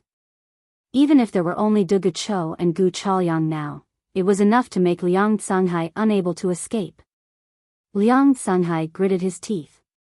His body was like a nail to the ground as he defended himself with all his might, trying his best not to fall. After a series of accidents, his injuries had become severe to a certain extent. He no longer had the intention to break out of the encirclement. With his current condition, it was impossible for him to escape on his own. His only hope was to hold on for as long as he could. After all, he believed that his partner would come to save him. The only person left on the other side was Ling Xiaozui. Although Mr. Nian might not be able to win, he was competent enough to rush to his aid. The crux of the matter was, would he be able to hold on until then? The two experts attacked with all their might, directly suppressing Liang Canghai within a radius of 3 zhang, rendering him unable to move. He was already in a completely passive situation, and this line of defense was still in the process of being compressed, on the verge of collapsing completely at any time. In spite of this, Liang Canghai gritted his teeth to urge himself, activating the arcane art of life potential to trigger his combat strength. Even when he spat out mouthfuls of blood essence, his complexion deteriorating at a speed visible to the naked eye, and half of his hair turning white in this short period of time, he was still holding his ground, trying his best to resist the two experts' killing blows. Liang Canghai looked as wretched as a ghost. Blood was gushing out of his orifices every second. The shoulder that had been injured by Du Gujian earlier was completely shattered. Pale bone stubs were exposed on his back and chest. One of his legs was limping as he spat out blood continuously. However, he refused to give up. Despite being besieged by the two experts, he remained standing. He even took the opportunity to launch a desperate counterattack in exchange for a little bit of breathing space. A peerless expert was able to persevere in such a hopeless situation. This kind of indestructible tenacity was enough to shock everyone. Despite being in such a hopeless situation, Liang Canghai's gaze was still determined and calm. There was no trace of panic. Even if he felt like he was an arrow at the end of its flight, his mind was filled with boundless chaos, and it was even to the extent that it was difficult for him to focus his gaze. He knew very well that so long as he relaxed his last breath, then he would truly be finished. As long as he could hold on to his last breath, he was confident that he could hold on until his partner arrived. He had to hold on, he had to hold on. After another round of attack, Liang Canghai's hair had turned snow-white, without the slightest luster. It was as if he had lost all signs of life, like a bunch of withered grass.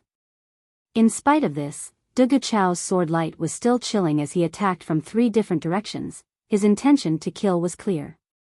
Liang Canghai, give up, Dugu Chao said faintly, with Ling Xiaozui holding your partner back. It's destined that he won't be able to come over.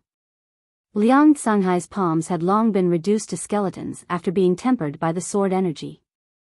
There was not a shred of flesh on them, but they were still waving madly, generating a strong gust of wind and clanging sounds as they blocked all of Dugu Chao's incoming sword light. It wasn't that Liang Canghai didn't want to retort. In fact, he really wanted to retort and encourage himself. However, he knew that if he opened his mouth now, he wouldn't get any encouragement. He would only be venting his last breath. If that was the case, he would truly be finished. Chapter 617. For pinnacle experts like Ling Xiaozui, Mr. Nian, and Gu Chaoyang, the contents of their souls had long surpassed common sense. Even when their souls were shattered, as long as a shred of their remnant souls entered the cycle of reincarnation, there was a considerable chance for them to recapture the cultivation experience and state of mind of this lifetime. This was also the reason why Feng Xiang'a was shocked and Gu Chaoyang asked for the 3 lives and 3 lives tranquil wine. Drinking the 3 lives and 3 lives tranquil wine meant the destruction of one's soul. Now that Gu Chaoyang had offered to release Liang Canghai's soul into the cycle of reincarnation as long as Liang Canghai ended his own life, it could be said that he was giving Liang Canghai a way out. In spite of this, Liang Canghai did not answer. He countered in silence, continuing to resist Dugu Chao's sword energy attack. Dugu Chao said, "Why are you putting up such a futile struggle? If your partner could come, he would have done so long ago. Now that he's still in the future, he definitely won't be able to come." Facing Ling Xiaozui's all-out attack, unless he's willing to make a huge sacrifice. But will he pay such a price to save you? Gu Chaoyang continued, "Liang Canghai, you know yourself best. Are you still so sure that Mr. Nian will come back to save you? Forget it, I won't do anything anymore. Since you're a man, fight Dugu Chao alone. It's much more honorable for him to send you on your way than to be ganged up on and beaten to death." Listening to the mockery, Liang Canghai's counterattack did not diminish. Instead, it intensified. His throat could not help gurgling. He really wanted to spit on Gu Chaoyang's despicable old face and curse him with a finger pointed at his nose. King ambushed me the moment you came. First, you injured me, then the 3 of you ganged up on me, beating me until I was barely breathing, not much better than a dead man. Only then did you let me fight Dugu Chao alone. Gu Chaoyang was speechless. How can you be so shameless? In spite of this, he could not say it out loud. His vision was growing blurry as he felt himself falling deeper into an endless abyss. It was as if he would never reach the bottom. Dugu Chao glanced over as well and frowned. Why hadn't Ling Xiaozui let him go yet? Why didn't you follow the script? Did you really kill Mr. Nian? Right at this moment, a thunderclap resounded in midair, and it shook the heavens as a violet gold ray of light suddenly descended from the sky like a bolt of lightning. The momentum of this attack greatly exceeded the scope of everyone's imagination. Go all out, kill Liang Canghai. Du Guqiu shouted. Gu Chaoyang, who had just said that he would no longer attack, attacked again without hesitation. He attacked with all his might, as if he was going all out, afraid that he could not kill his target as soon as possible. Therefore, countless light curtains filled with boundless killing intent smashed down on Liang Canghai, who was already on the verge of collapse. However, a long roar shook the heavens in midair, and a figure rushed over under the shroud of saber lights, sword shadows, fists, and palms. Dang dang dang. It was Du Guqiu's sword that made a series of clangs as it seemed to have encountered some kind of weapon. Du Guqiu had to inject mystical qi into the sword again to stop himself from being flung away. Gu Chaoyang was in an even worse state. With a grunt, he somersaulted away. It was obvious that he had been sent flying by the person who had rashly intervened in the battle. Feng Xiang'e, who was slightly further away, opened his eyes abruptly. What he saw was a black-clothed, blood-stained silhouette landing abruptly. Then, with a twirl of one hand, countless rays of light shot out in all directions at once. Then, there was another loud explosion. Black fog spread with the explosion, shrouding 1,000 feet of land in an instant. It connected heaven and earth, blotting out the sun and the sky. A chilling voice spoke, "I will never forget everyone's kindness. There shall be reincarnation in this lifetime." Before the voice could echo in the air, a black shadow that was darker than the black fog soared into the sky, leaving the battle. Trying to leave? It won't be that easy. Not only did Du Guqiu soar with his sword, Gu Chaoyang was also waving his purple jade flute, turning into a ray of purple light as he pursued. Even Feng Xiang'e, who was resting on the side, attacked with all his might. Countless saber lights flashed and charged into the black fog. A low grunt came from the black fog, as if the person inside had been injured from the series of attacks. In spite of it, Gu Chaoyang and the other two had suffered a considerable counterattack as well. Gu Chaoyang was the first to spit a mouthful of blood and staggered hundreds of feet back. Du Guqiu grunted, his body swaying, but his sword did not strike again. As for Feng Xiang'e, he rolled away like a gourd due to the attack, looking extremely wretched. Just as the three of them were pushed back, the black silhouette in the thick fog soared up again. However, blood was still spurting from all over his body as he soared into the air and charged out of the thick fog. There was a person under his ribs. Who else could it be but Liang Canghai? The bleeding silhouette twisted in the air, and with another deafening howl, he surged into the distance like a raging dragon, vanishing in the blink of an eye. Du Guqiu and the rest wanted to give chase, but it was already too late. It was then that Ling Xiaozui's voice came from midair. "Where do you think you're going? Stay." A dazzling sword light that was like the sun appeared in the sky, illuminating hundreds of miles of mountains and rivers. A low grunt came from the other end before it was completely silent. A voice that was filled with resentment came from afar. "Good, good, very good. I'll remember what happened today." Ling Xiaozui descended slowly from the sky. Feng Xiang'e was lying on the ground, Gu Chaoyang was leaning against a broken tree trunk, and Du Guqiu was looking up. The 8 eyes of the 4 men exchanged glances, a smile playing at the corners of their lips. "If you didn't let him come over, we might have to kill Liang Canghai." Gu Chaoyang stood up shakily. Ling Xiaozui coughed and said, "This can't be helped. With Mr. Nian's cautiousness, he'll be suspicious if we let him go too easily. Therefore, I've only made him spit blood from his heart twice. This price shouldn't have reached his limit." Du Guqiu sighed and said, "Old Gu's words were indeed exaggerated. Even if Mr. Nian had come a little later, I think Liang Canghai would still have been able to hold on. An expert of this level won't collapse so easily. With the 3 of us working together, victory is assured and we have the upper hand. However, the other party is preserving his life at all costs, not hesitating to unleash the potential of his life force, soul, and soul just to stay alive. His will to live is unshakable. Old Gu's psychological tactic of letting his soul reincarnate is completely ineffective. It's just a waste of breath." Du Guqiu said, "Therefore, perhaps Liang Canghai would really be killed by us if we were a little later, but not now. Ling Xiaozui nodded. It was basically the same as what he had guessed. Just like what Du Guchou had said, this was also the key to why the top experts in this world were harder to kill. Even if 3 experts of the same level were to besiege one person, the most they could do was gain the upper hand and victory was assured. However, to actually kill him was an entirely different matter. When it came to the brink of death, most people who were besieged would choose to unleash all of their potential to save their lives. Even if such potential and the source of life could not be replenished for many years or even a lifetime, they would not hesitate to do so. Only by staying alive could they talk about the future. What was in front of them was the key. On the contrary, the few people who had the upper hand would never adopt such a method. Their combined ability was far superior to the other party.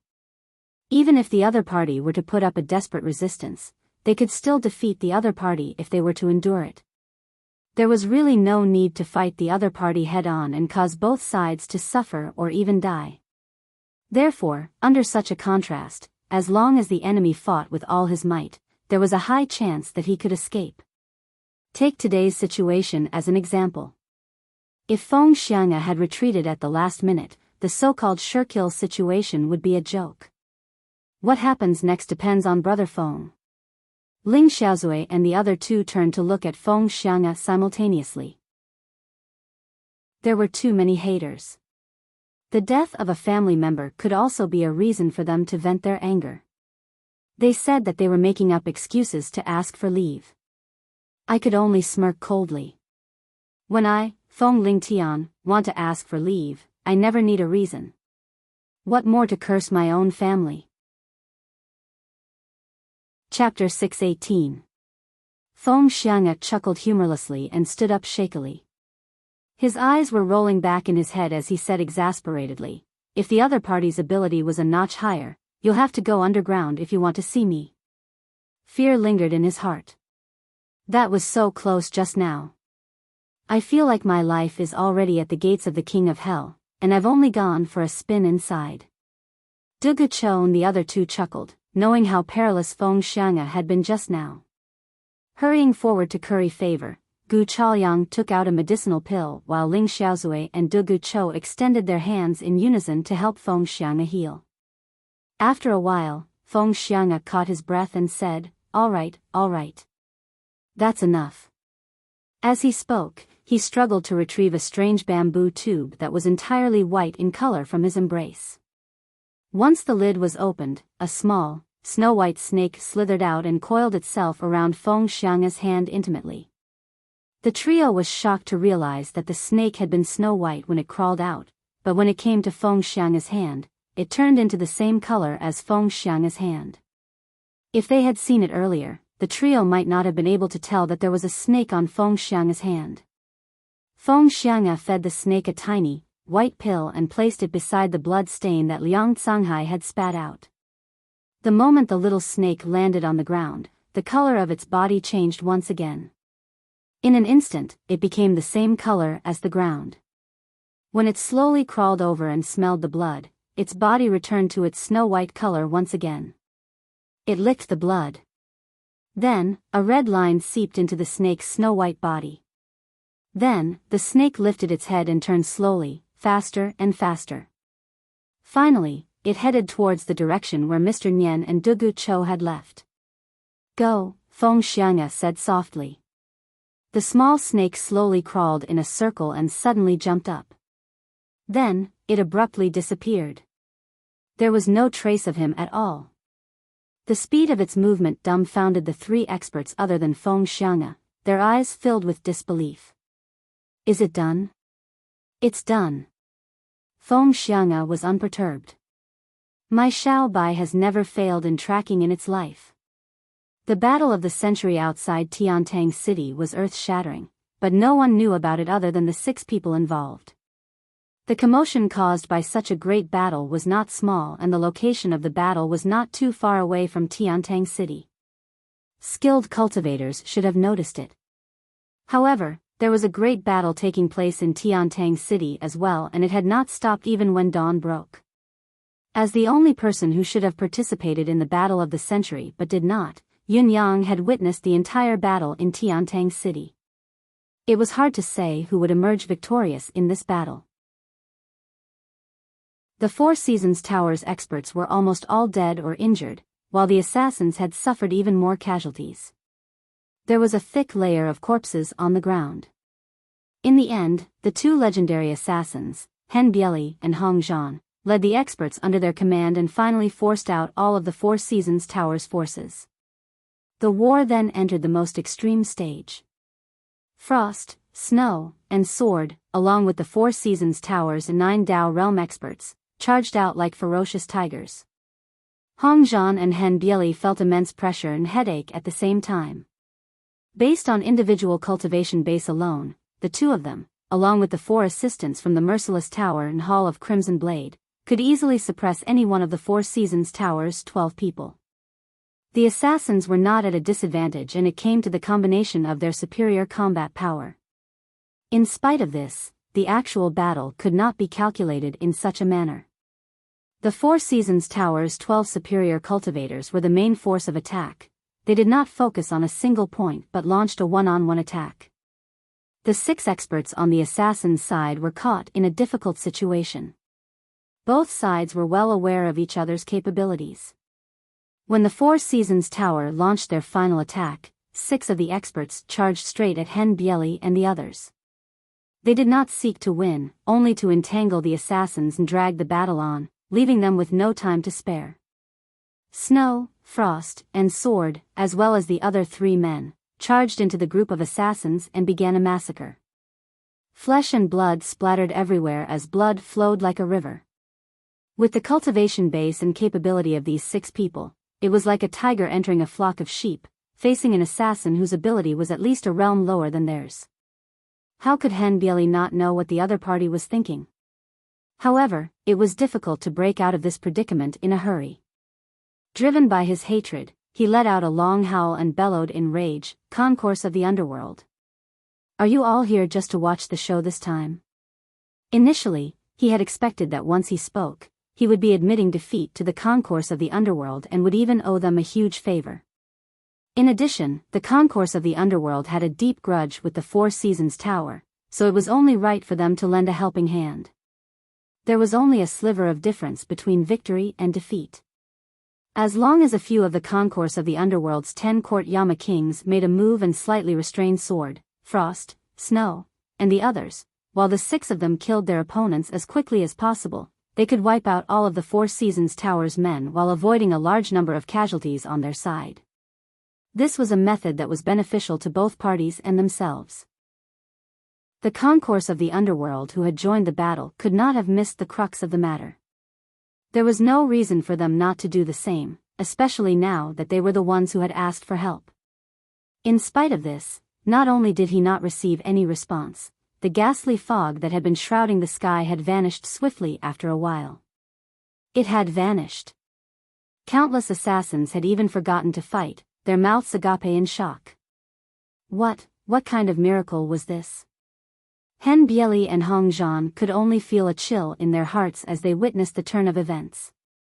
The rage of being deceived and betrayed rose like a raging fire. The Concourse of the Underworld had come, but they had stood them up at this delicate juncture. It turned out that they had never intended to make a move. They were only here to watch the show, to watch the fight from the sidelines and reap the rewards. Realizing this, both of them were so enraged that they almost exploded on the spot. As the new generation of legends and legends in the world of assassins, when had they ever been toyed with so miserably in their lives? Amidst their agitation, the Four Seasons Tower's experts had seized the opportunity to pry into their flaws, putting them in a perilous situation. Both of them were experts of this world, after all. They quickly composed themselves and steadied their footing. Their cultivation base was more than a level higher than their opponents'. Otherwise, the instant of agitation just now would have turned the tables. Now that they had calmed down, they swiftly regained the upper hand. Their opponents were vigilant as well, changing their battle tactics back to their previous strategy of dragging the fight out. They would not fight the two of them head-on. Hen Bieli's thoughts raced as he came to a sudden realization. The concourse of the underworld's refusal to join the battle was in their best interest. The concourse of the underworld had been dealt a heavy blow by the Four Seasons Tower previously, leaving less than a tenth of its original strength. It was already on the decline. The title of the top assassin organization was no longer true. On the other hand, the Merciless Tower was the second largest assassin organization after the concourse of the underworld. This time, they had issued the ultimate token of the assassin world, the dictum of death. If they achieved a great victory in this ambush against the Four Seasons Tower, not only would the ranking of the assassin organizations be rewritten, it would also be a question whether the concourse of the underworld could still be ranked among the top assassin organizations. Chapter 619. Currently, the Four Seasons Tower's strategy was working. The assassins had suffered heavy losses, and the number of casualties was still increasing. Although such a situation would not affect the final outcome of the battle, because the final outcome would be the assassins' victory, the concourse of the underworld would be happy to see such a situation. If too many of the assassins who had come for the battle perished, the Merciless Tower and the Hall of Crimson Blade would no longer be credible. The dream of being the leader of the assassins' world would only be a dream. Even if the Four Seasons Tower's experts were wiped out in the end, the Hall of Crimson Blade and the Merciless Tower would have to pay a considerable price. This was not even taking into account the Four Seasons Tower's subsequent revenge. Therefore, it was reasonable for the concourse of the underworld to retreat at the last minute. It was within their expectations, within reason. Thinking of this, Henbieli's hatred lessened. He quickly came to a conclusion: they had to eliminate the Four Seasons Tower's experts as soon as possible. In other words, they had to use their hidden trump card. If they were to delay any longer, they would lose everything tonight. Henbieli howled. With a flick of his wrist, a blood-red firework rose abruptly. However, as the blood-red firework was unleashed, Henbieli and Hong Zhan's hearts were bleeding. This force was the last force they had hidden in the Merciless Tower and the Hall of Crimson Blade. It also included some high-level assassins they had recruited recently. It was truly their last trump card.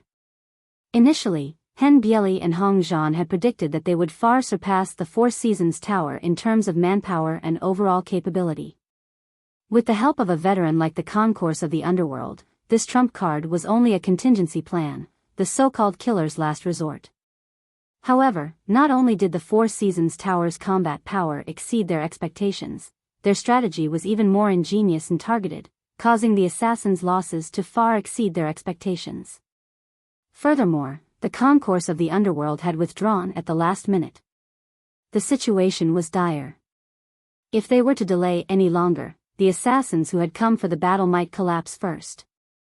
Therefore, the only thing they could do now was to fill in the gaps and end the battle as soon as possible.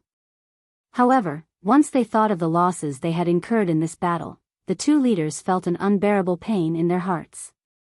Following the command, countless glints of saber light and sword shadows of various colors suddenly engulfed the night sky. Countless gray-clothed assassins appeared one after another. However, these figures that suddenly appeared were extremely strange and illusory.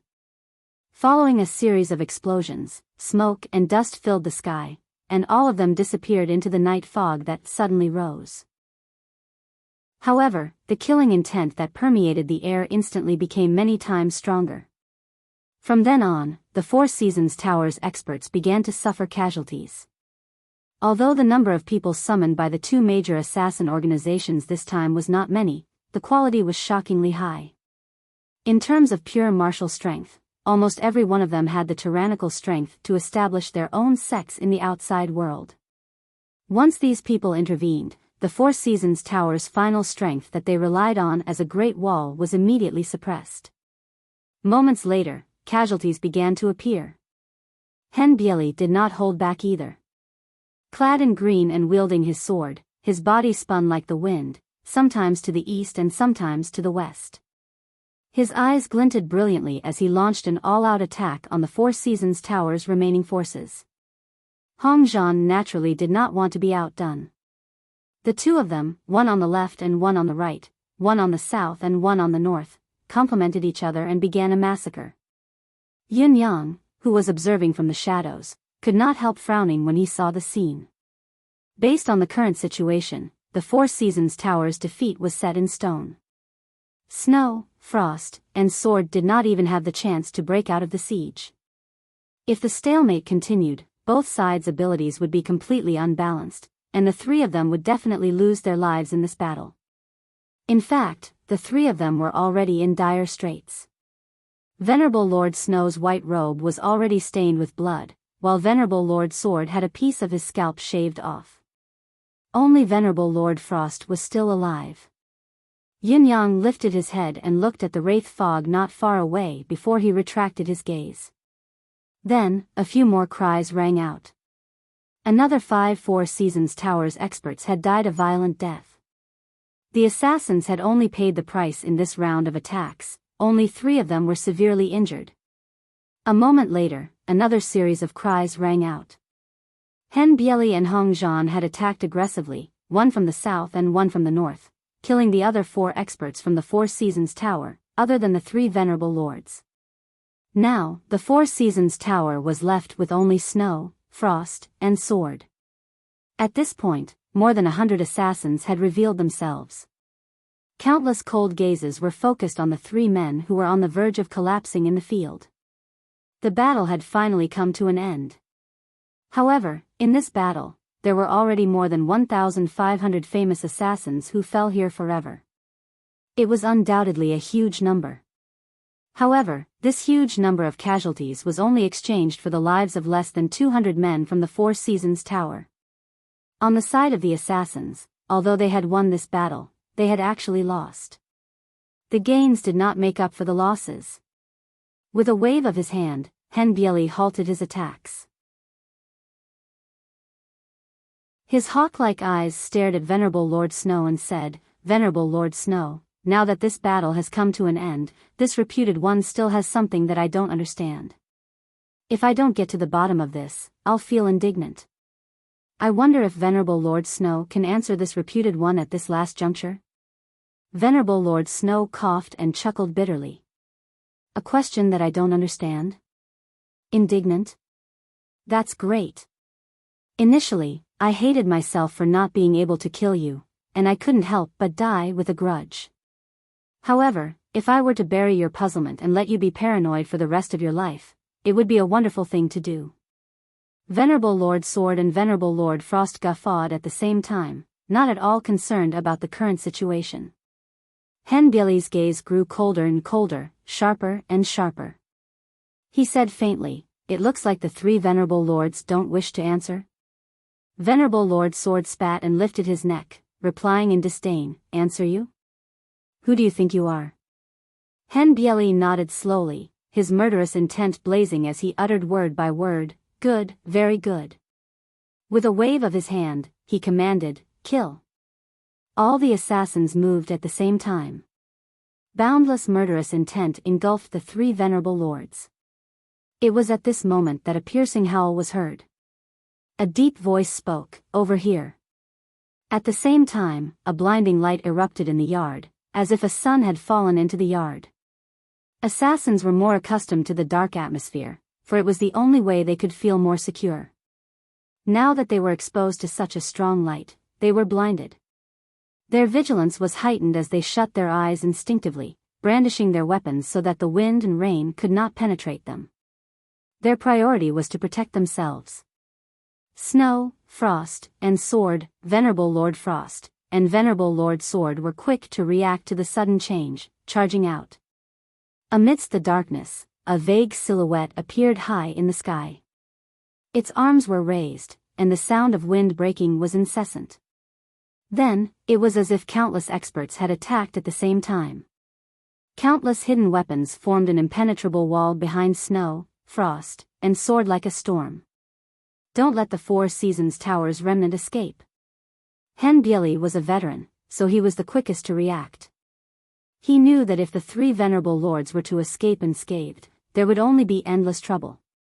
With a loud roar, he was about to give chase. Unexpectedly, an eerie laugh rang in the air. "Who's the remnant?" Before the voice could echo in the air, an exceedingly domineering force struck. Henbieli's eyes were still tearing up. He was only exerting himself to give chase. Amidst the sudden attack, he instinctively swung his sword in the direction of the sound of the wind. A crisp sound rang out. He didn't know what his sword had hit, but he saw thick smoke rising into the air. After the bright light, thick smoke engulfed the area. It was so dark that one could not even see their own fingers. When the smoke dissipated and the assassins looked over, all they could see was the galaxy, the moon in the sky, and the blood and broken limbs on the ground. The three venerable lords of the Four Seasons Tower were nowhere to be seen. They didn't even know who had saved them. "I'm so angry today. A close friend of mine came to our house. Before she came, I'd told her, 'Don't embarrass me later, don't speak so harshly.' I'll remember it. My close friend is here. She's elegant and pretty. I've only taken a few more glances, been a little more attentive, and complimented her a little. Everything was done according to my wife's instructions.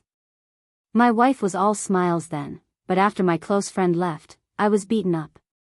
I even have to sleep on the sofa tonight, I'm so angry." Chapter 620. They had mobilized so many men and paid such a heavy price, yet they had failed to capture the three most important people of the enemy. This battle could not even be considered a Pyrrhic victory. Henbieli seethed with anger. "Search. Even if we have to dig 3 feet into the ground, we must find these 3 people." Venerable Lord Sword and the other 2 men who had escaped from the death ordeal were rather dumbfounded, feeling lost. Their current objective was simple and brutal. Firstly, it was to avenge their brothers, and secondly, it was because they hated the Four Seasons Tower for using them to cultivate God's bones but not treating them as human beings. However, the 3 of them had never expected that they could actually cause such a great calamity in the martial world. While they had tried their best to gather the Four Seasons Tower's forces in Enchanting City without reservation, they would never have thought that the guards who had always followed their bosses would be willing to listen to their orders and participate in this battle. However, knowing the difference in the overall strength of the 2 sides, although they had arranged many preparations, and their tactics and strategies were very effective, the outcome of this battle had long been decided. The 3 of them did not even think that they would be able to survive in the end. They only thought about killing as many as they could, and killing as much of their opponents as possible. As long as they completed their strategy, they would have avenged their brothers. While they had lost the Four Seasons Tower's manpower, they had also caused trouble for the Four Seasons Tower. Even if they were to die in this catastrophe, they could still smile in the underworld. However, what the 3 of them did not expect was that the Four Seasons Tower's men they had recruited were all dead. The 2 top assassin organizations themselves and the assassins they had recruited suffered heavy losses, and the 3 of them had managed to escape at the last moment when they were at their wits' end. In the face of this result, the 3 of them felt as if they were in a dream. They could not believe this reality. In a hidden place, the 3 men who had yet to recover from their shock looked at each other. "Who saved us?" Venerable Lord Sword was rather puzzled. "Could we have a backup plan in Enchanting City? Why didn't I know about this?" The other 2 men were perplexed as well. Venerable Lord Sword's question was similar to theirs, it was just that Venerable Lord Sword had asked it first. "That's right, who saved us?" Even if the Four Seasons Tower had a backup plan, it was impossible to believe that they had saved them. The door opened. A purple-robed young master in a light coat walked in slowly with a smile on his face and an elegant demeanor. "Greetings, venerable ones. Young Master Yun. It's you?" The 3 venerable ones were shocked and they saw the person in front of them. They were confused and asked, "Why are you here?" These 3 men had always been entangled with Yun Yang. From the fated encounter of Venerable Lord Sword in the latter half of his life, to their reunion at the Fortress of Resilience, and even the recent provocation, it had all changed the trajectory of their destinies bit by bit. When it came to the former, Yun Yang had abided by the rules of the martial world and brought Venerable Lord Ice's last words to them. The trio already felt that they owed him a huge favor, so their fondness for each other skyrocketed. However, he had not expected Yun Yang to save the three of them in such a perilous situation when the three of them were facing all the assassins in the world. This debt of gratitude was a little too great. He had yet to repay the previous debt, and now he owed him a life-saving debt. He really didn't know how to deal with it. Why can't it be me? Truth be told, who else in Tiantang City has such capability other than me? Yin Yang smiled faintly. The three of them sat down in bewilderment, not knowing what to say. Venerable Lord Frost pondered for a moment before he finally broke the silence. The truth is right before our eyes.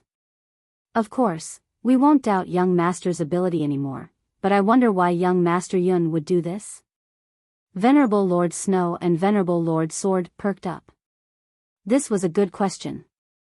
There must be a reason for you to save us. There really isn't a reason. Yin Yang smiled. Don't worry, the three of you. Yin Yang will never use this favor to make the three venerable lords work for him. Yin Yang still has this basic morality. This was what the three of them were most worried about. After all, they owed Yin Yang so many favors. If he really wanted them to work for him, they would not be able to answer. It was certain that the three of them were unwilling, but if they were to reject him directly, it would sound bad and they would not be able to get past it. They owed too much. Hearing Yin Yang's words, the three of them could not help heaving a sigh of relief. Then, Venerable Lord Frost felt a weight lifted off his shoulders, but he was even more confused. There aren't so many whys. Yin Yang paused before he continued. When I first got to know the three venerable lords, there were many misunderstandings that caused us to stand on opposite sides. Even now, the animosity still exists. But think about it, where is the initial focus of our conflict? It's not hard to figure out why I would be kind to the three venerable lords. What the three venerable lords have done for your brothers, in my opinion, is truly touching. Such brotherhood is what I've been pursuing and even trying my best to achieve. He sighed softly and said emotionally, I have brothers as well. I can also disregard everything for my brothers.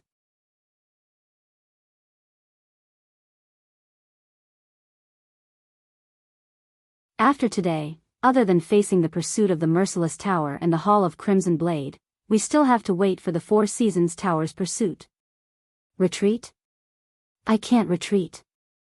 Venerable Lord Snow's gaze towards Yun Yang was filled with warmth and gentleness. It was the same for Venerable Lord Sword and Venerable Lord Frost. The other party saved them and did not ask for anything from them.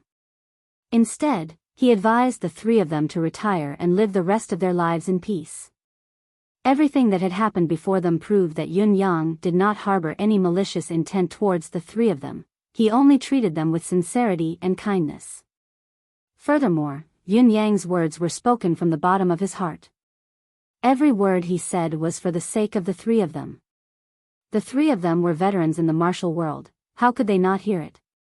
Ever since they got to know Yun Yang, they had been at odds with each other since the beginning. Then, they had come to a mutual compromise. Then, they admired each other and even owed each other a favor. Now, they had completely acknowledged each other.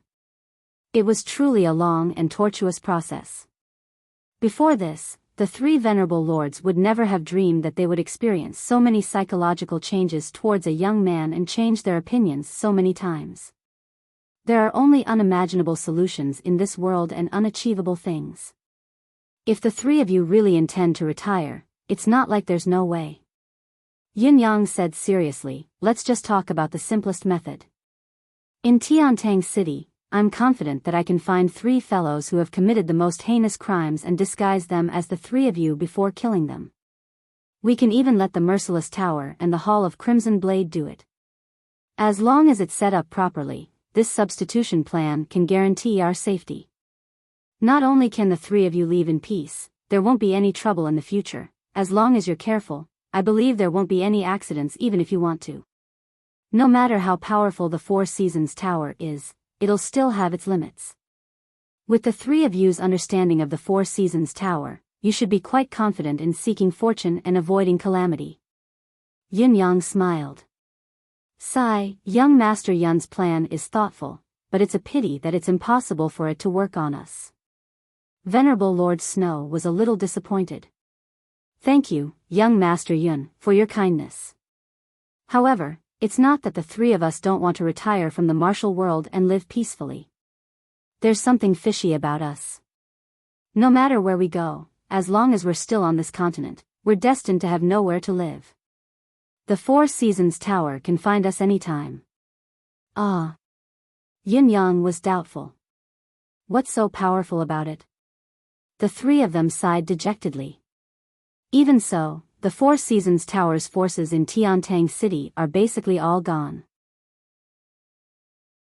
Even if they still have some strength left, they won't be a threat to you in the short term. Yin Yang said. Young Master Yun knows too little about the Four Seasons Tower. The combat power that the Four Seasons Tower has displayed this time is only the tip of the iceberg. It's hardly worthy of praise. In fact, there should be 2 more people around Tiantang City. The three of them chuckled bitterly. One of them is a scholar while the other is a warrior. They're the real troublesome characters. When they came, they only left after understanding the situation. They didn't participate in the planning of the incident. Otherwise, our plan wouldn't have gone so smoothly. Yes, these 2 are the Four Seasons Tower's true helmsmen in Yutong. Venerable Lord Snow sighed softly and said word by word, they're unfathomable. If we were to back out, we wouldn't be able to hide it from these 2 people no matter what. A cold glint flashed in Yun Yang's eyes as he said, one of them is a scholar while the other is a warrior, unfathomable? Is it because of these 2 that the 3 of you can't go into seclusion? Do they have some kind of unique method to locate the 3 of you? Venerable Lord Sword chuckled bitterly. That's not exactly the case, but it's a fact that these 2 people are very useful. As long as these 2 people are dealt with, the 3 of you can go into seclusion in peace. If so, I'll help you deal with these 2 people. The 3 venerable lords chuckled bitterly at the same time. Young Master Yun, we probably didn't make things clear just now. The evaluation of a scholar and a warrior just now was only based on the direction of their actions. In terms of a cultivator's evaluation method, both of them are the pinnacle experts of this world, and at the same time, they're peerless sages. If they could be dealt with so easily, wouldn't we have done so long ago? Venerable Lord Snow chuckled bitterly. I'll only say one thing. I believe young Master Yun should have some understanding of these 2 people's abilities. Back when the 9 Heavens domain descended on Yutong, it was these 2 people who sneaked into Tiantang City, plotting and setting up a mission that the 9 Supremes had to go for. Then, they set up the omnipresent void formation to capture all of Yutong's 9 Supremes. That's not all. After they had planned everything, they didn't intervene further. Instead, they retreated immediately, making it seem as if this matter had nothing to do with the both of them. In fact, the series of plans against the 9 Supremes, every link and every step, were carried out strictly according to the set direction they had set. They were executed meticulously. The truth has also proven that every link and step in the process has been calculated by them. Such intelligence, no matter how much they think highly of themselves and are unwilling to belittle themselves, it's still something we dare not even think about.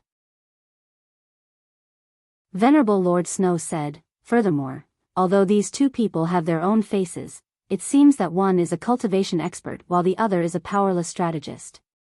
However, we all know that this is not the case. These 2 people are the pinnacle experts of this world who have reached the state of returning to their natural state.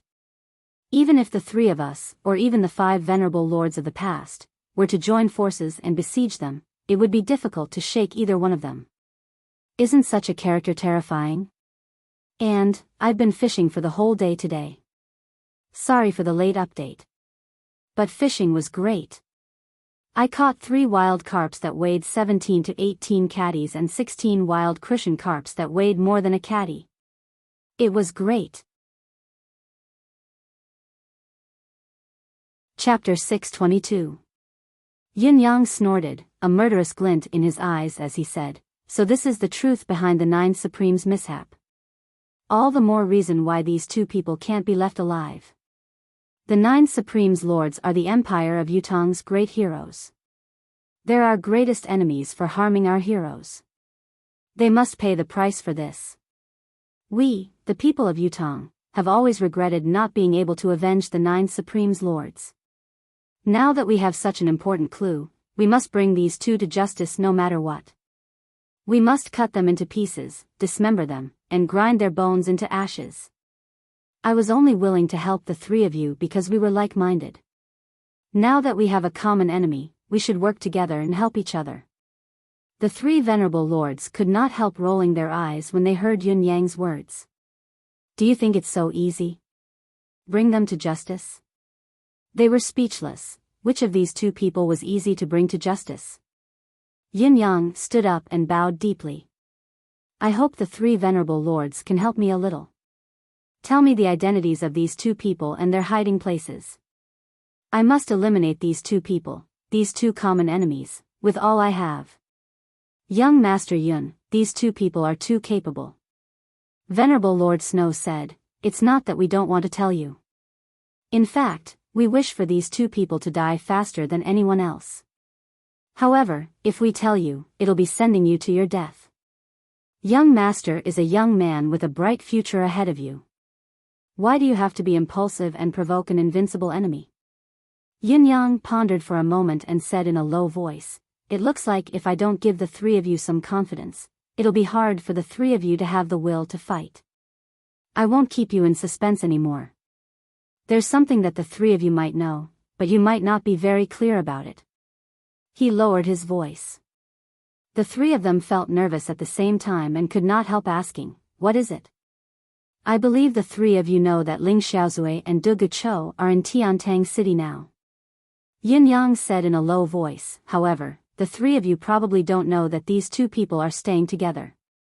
Although it's only the first time they've met each other, they're like old friends. The trio's eyes shone when they heard him. If these 2 people were to help us in battle, it would be a different story. But then he sighed and said, but how can these 2 people be so easily mobilized? Yin Yang flashed a mysterious smile. There's always a way out. I believe the 3 of you know that. Big brother Ling Xiaozui has a grudge with the 4 Seasons Tower and owes me a huge favor. If I were to ask him to act and the target is someone from the 4 Seasons Tower, I believe the chances are pretty high. The 3 venerable lords sucked in a cold breath in unison, looking at Yun Yang like they had seen a ghost. Really? Is young Master Yun speaking the truth? It's 100% true. Yin Yang promised seriously. Just last night, Brother Ling and the rest came to my house for a drink and formally introduced Senior Duga to me. As soon as he said that, the 3 of them felt a wave of dizziness. It took them a while to regain their composure. They looked at each other and saw the look in each other's eyes. This was feasible. It was definitely feasible. Thinking of this, the 3 of them who had reached a consensus immediately became spirited. If they could live, why would they want to die? What was more, there was still hope for revenge. It was a great opportunity to annihilate their enemy. How could they let it go? Venerable Lord Snow sucked in a deep breath. If young Master has such a strong support, the situation will be different. I can tell young Master about those 2 people. However, young Master, you still have to be cautious. If Ling Xiaozui isn't willing to act, then, you must not act recklessly. Where there's life, there's hope. Don't worry, don't worry. I treasure my life very much as well. Yin Yang said. The 4 of them exchanged smiles. Venerable Lord Snow lowered his voice to a whisper. One of them is the Crown Prince's chief strategist, Sir Bai. Sir Bai is especially dangerous. Setting aside his high cultivation base, there are countless secret tunnels and mechanisms in his residence alone. Just inside his residence, there are countless mechanisms and secret passages, many of which are more than 100 feet underground, and there is even a secret passage that leads to 500 miles out of the city. Other than that, Sir Bai has more than one substitute, Venerable Lord Snow said. Venerable Lord Snow said, his substitutes are hiding in his residence. From what I know, there are at least 3 of them. Even if one of them is killed, it's hard to determine if it's the real body or a substitute. His many substitutes, be it their expressions, height, weight, or even their auras, are exactly the same. There's no way to differentiate them in detail. So there's such a thing. This is a little tricky. Yin Yang frowned and began to ponder, his palms breaking out in cold sweat. It was fortunate that he did not act rashly. Otherwise, he would have fallen into a trap. As for the other person, he's the marshal of one of them, Venerable Lord Snow said. Venerable Lord Snow said, he's a high official in the Board of War, the 3rd person in the military after Fu Baogua. He's specifically in charge of approving military plans. Wu Ying. Yin Yang's expression changed abruptly when he heard the words. Wu Ying. Yin Yang thought the name sounded familiar, but he did not feel that it was familiar at the same time. This person was just like his name, untraceable and hard to trace. This person held a position in the Board of War and had his own courtyard. He was specifically in charge of approving military plans. His position was extremely high, and the reason he had such a high position was that his military accomplishment was unimaginably high. There was basically nothing that could be changed about any plan that came out from his hands. Not only did no one dare to change it, but no one could. Ever since he had taken up this position, not only had he not made any mistakes, he had never even stepped out of the courtyard. Only a few trusted aides would send him all the required information, and he would toss them out of the window after he was done with the verification. Such a maverick could not even be considered as a reclusive person, he was simply living in seclusion. As time went by, everyone knew that there was such a person in the Board of War. He was high and powerful, but he never showed his face. Therefore, Yutang's official's evaluation of him was that he was a person who was only willing to lower his head and work honestly. Even when old Grand Commandant Fang Qingtian was sick and unable to handle many matters, and Fu Baogua was not around, Wu Ying could still manage all the work in the Board of War in an orderly manner with only a few pieces of paper. There was no trouble at all. Everything he had handled had proven one thing: he was a wise man who could devise strategies and determine victory from 1,000 miles away. This person was Fang Qingtian, Qiu Jianhan, and the other old marshal's most trusted and most valued person. Based on the current situation, after the old Grand Commandant passed away and Fu Baogua did not return from guarding the border, the future number 1 person in the Board of War would only be this person. No one could do it better than him. Fu Baogua had even said that this person had the talent to rule the world and that he was far inferior to him in military matters. It was also because of this reason that when Yin Yang was looking for the traitor, he had even investigated the Empress herself thoroughly. Even the Emperor was within his range of suspicion and he did not trust Qiu Jianhan and Leng Daoyin 100%. However, he had never thought that the traitor would be this person. Even now, when Venerable Lord Snow uttered this name, Yin Yang felt as if a bolt from the blue had exploded in his heart, but there was also an incredulous thought. What's going on with him? Unbelievable, Yin Yang murmured. Until now, Yin Yang had even thought that Venerable Lord Snow was slandering Wu Ying. However, after thinking about it again and again, he still believed it. This was because the most unlikely traitor might not necessarily not be a traitor. The most impossible person was usually the one who was in the dark. I know that young master must have doubts. Actually, the proof that Wu Ying is martial can be very simple. This person has an extremely high cultivation base. Venerable Lord Snow said, at least, it's higher than ours. I think this proof is enough. Yin Yang was immediately enlightened. It was true that if Wu Ying only had a certain level of cultivation base, it could not be considered as proof. However, if he had an ability that was even higher than the 3 venerable lords, then it would be a huge problem. Just the theory of him hiding in the imperial court could not be justified. There's one more thing that I need to reiterate. This person's intelligence is not any weaker than Sir Bai's. Venerable Lord Snow said, compared to Mr. Nian, who has always been famous in the world, these 2 are the real venomous snakes of the 4 Seasons Tower, the real venomous warriors. Strictly speaking, their positions in the Four Seasons Tower aren't very high. They're even below us and have to be restrained by our venerable lords. However, when it comes to worldly affairs, especially those related to Yutong, Zhou, Dongxian, Dayuan, and other empires, these places, no matter what the Four Seasons Tower does, it has to go through their hands. These two people are the civil and martial ministers of the Four Seasons Tower. Yin Yang's body swayed as he sighed faintly. If he had the Four Seasons Tower's intelligence network as a foundation, Wu Ying's halo of knowing everything in the world and being able to devise all sorts of schemes could be reduced by a little. Therefore, we must proceed with caution. We can't afford to be careless. Venerable Lord Snow had repeated this more than 10 times that night. I understand. I truly understand now. Yin Yang said, if I don't have complete confidence, I won't act rashly and alert the enemy. He then stood up and said, rest well here, the three of you. This is a very secluded place. I can guarantee that as long as you don't show yourselves, those assassins won't be able to find you even if they flip the entire Tiantang city upside down. Compared to them, I, Yin Yang, am the true local boss of Tiantang city. He said softly, therefore, the three of you should take care of yourselves first and recuperate quickly.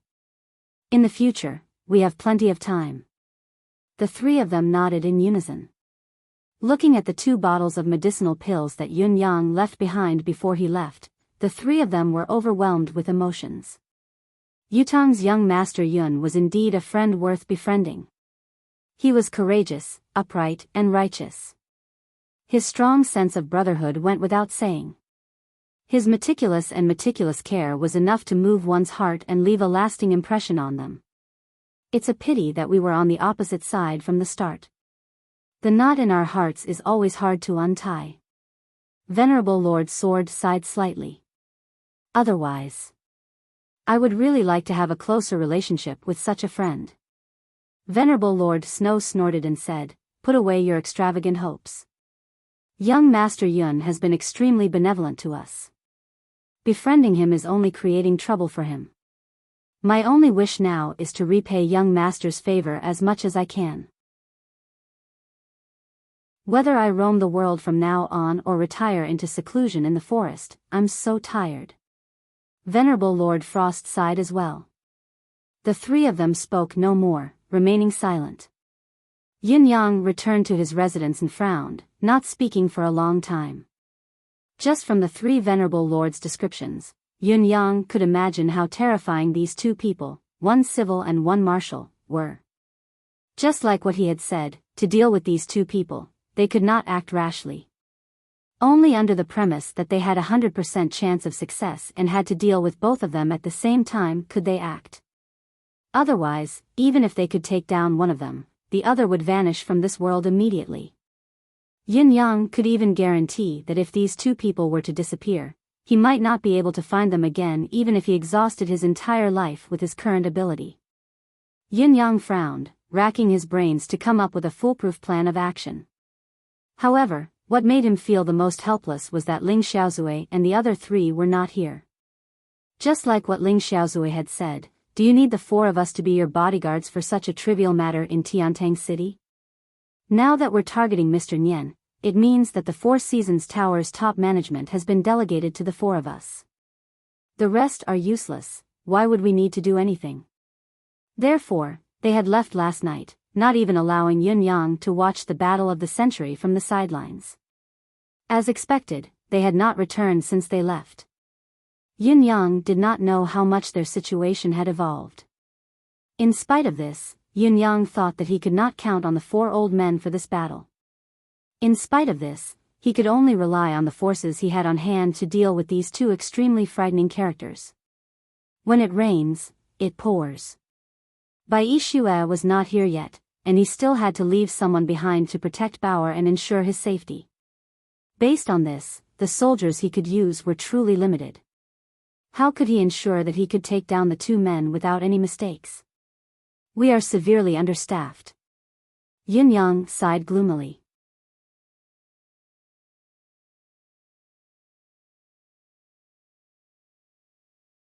Chapter 623.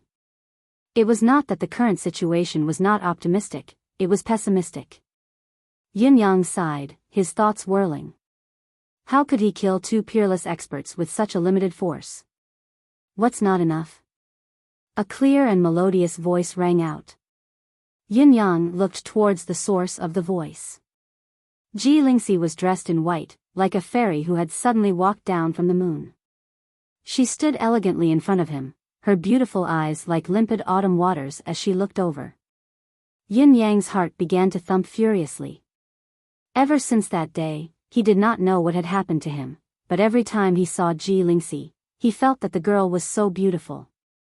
Moreover, this beauty seemed to have a kind of magic that could captivate one's soul. The medicine he had applied on her previously was still applied to her face, but when he looked at her, he could only feel that the person before him was so devastatingly beautiful, so beautiful that it was hard to describe. It was an elegance that came from her bones. She had a fairy-like physique, as if there was an aura of immortality swirling around her. She was otherworldly. Even with Yun Yang's composure, he still felt that he was losing control of himself, wanting to do something bad. Now that he saw the girl looking at him lovingly, he wailed in his heart, "This is killing me." Just a touch was enough to kill him, but she was so seductive. But who could resist such temptation? It's none of your business. Yin Yang frowned instinctively. Facing such an irresistible temptation at such a frustrating time, he could not help feeling flustered. He subconsciously put on the airs of a big brother. "Girl, why aren't you resting? What are you doing out here?" If he did not put on the airs of a big brother, he might really be bewitched by this girl. Ji Lingxi quietly rolled her eyes and said, "Why did I come out again? I'm just here to talk to you while I'm cultivating. Why, am I not even receiving this treatment now?" Yin Yang said in a seemingly sincere tone, "Lingxi, you know that the martial world is unusually chaotic now. There might be traps and ambushes everywhere. You can't fall behind in your cultivation base no matter what. You're still young and haven't experienced the dangers of Jianghu. Be a good boy and quickly go back to practice." Listening to Yun Yang's pretentious tone, Ji Lingxi almost laughed out loud. She sat down opposite him and said with a smile, "You don't have to be so stubborn. Tell me what's on your mind, maybe I can help you with some ideas. Two heads are better than one. I'll give you some advice. It's better than you working behind closed doors." Ji Lingxi's natural action of sitting down seemed to be mixed with an inexplicable immortal aura that kept surging from her. Yin Yang stared straight ahead, his Adam's apple bobbed as he said with difficulty, "I think I'm not young anymore." Ji Lingxi narrowed her eyes. "Huh? What do you mean by that?" She said with infinite gentleness, "You should know very well that I have a lot of little sisters. Every one of them is a young lady from a respectable family. They have good looks, good figures, good family background, good manners, good temperament, and even if they want to be well versed in both literature and martial arts, there are many of them who are talented and good-looking." Yun Yang was dumbfounded by Ji Lingxi's words. He was puzzled by his current state of mind as well. Was he not thinking about how to deal with those two people just now? Was he not lamenting about his lack of manpower and his incompetence? Why did the topic suddenly change to a completely unrelated place? What kind of twist was this?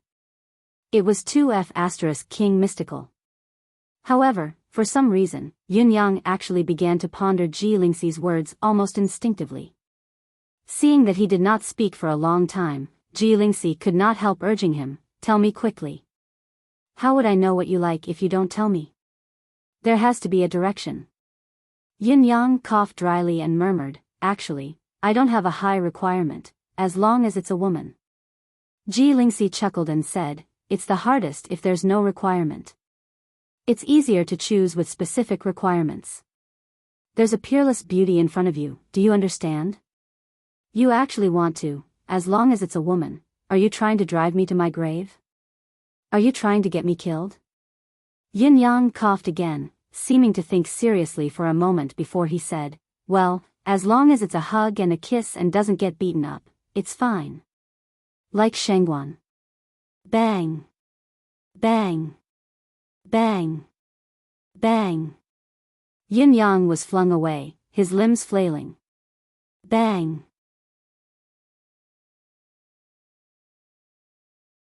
Chapter 624. Lao Mei sprang out like his buttocks were on fire. Young master, what's wrong? Is there an enemy attack? Yin Yang stood up with a grimace.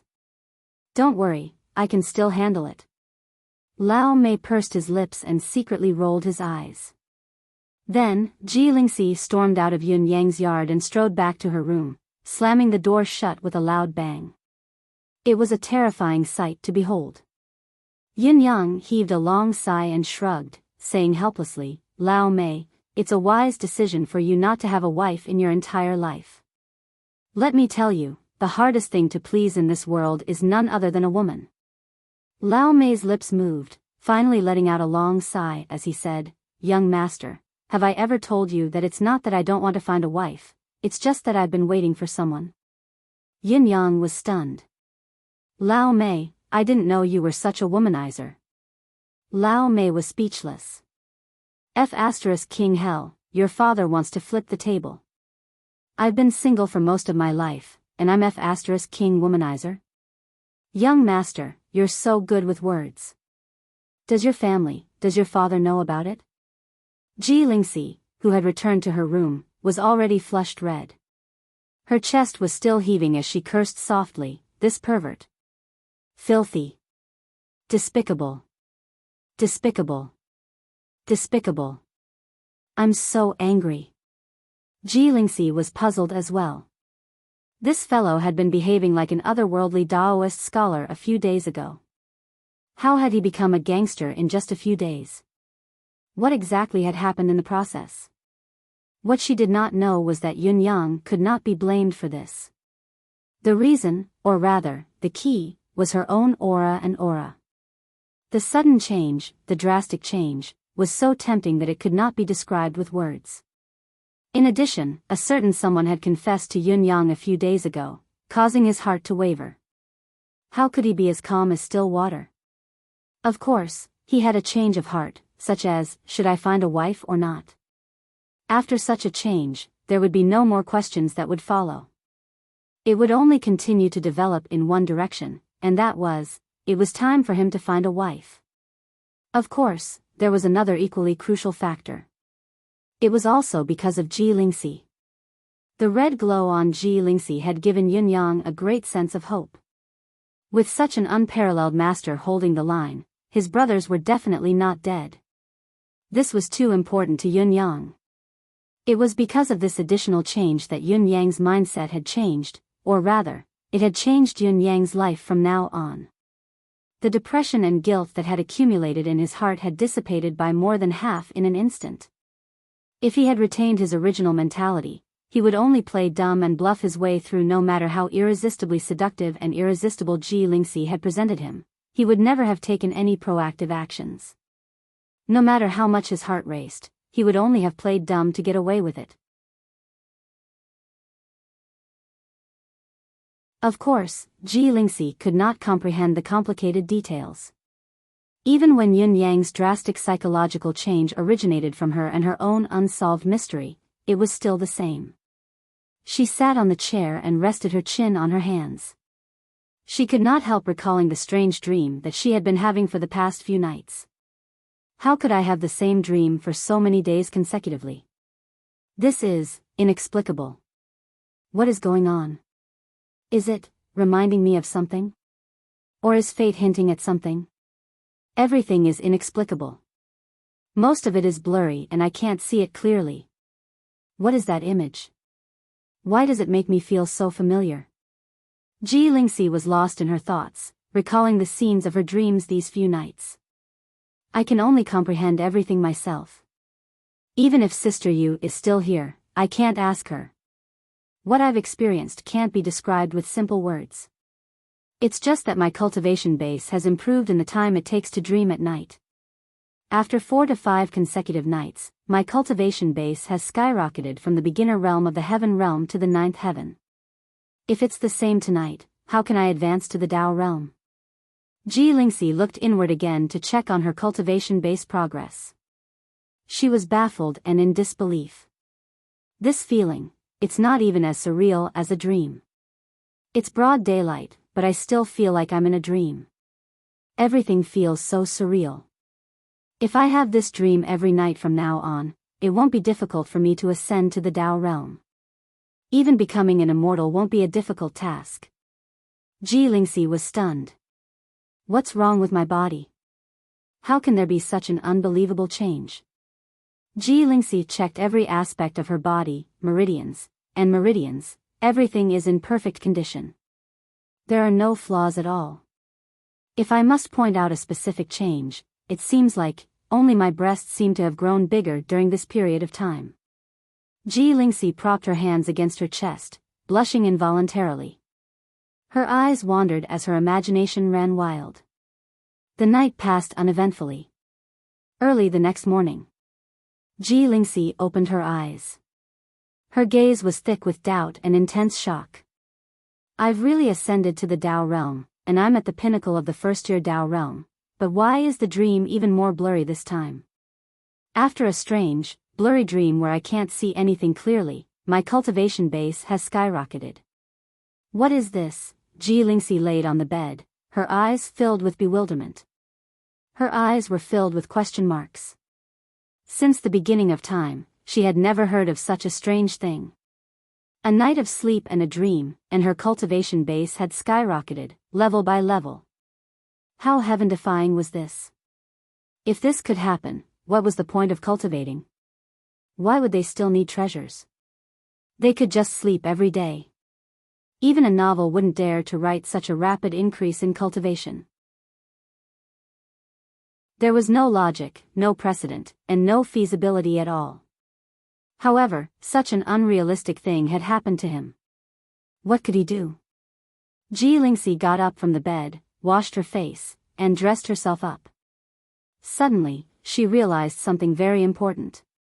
My cultivation base seems to be higher than Yun Yang's now. In front of Yun Yang's door, a certain person who had cultivated for the entire night felt that his cultivation base had improved again.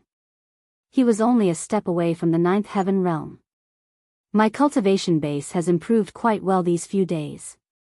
I believe that I'll be able to look down on this generation with such progress and no one will be able to stand shoulder to shoulder with me. Yun Yang, who was feeling proud, opened the door and mused, it's good that my cultivation base has improved, but I can't be blindly arrogant.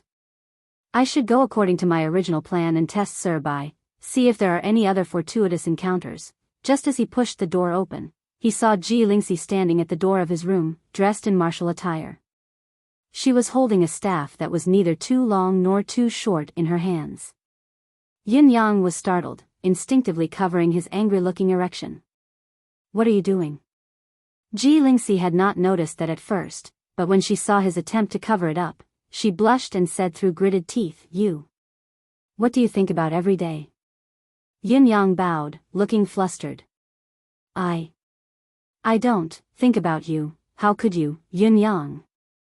Ji Lingxi was enraged, her eyes spitting fire. How can you let such a beautiful morning light go to waste? Come, let me spar with you and exhaust some of your exuberant energy.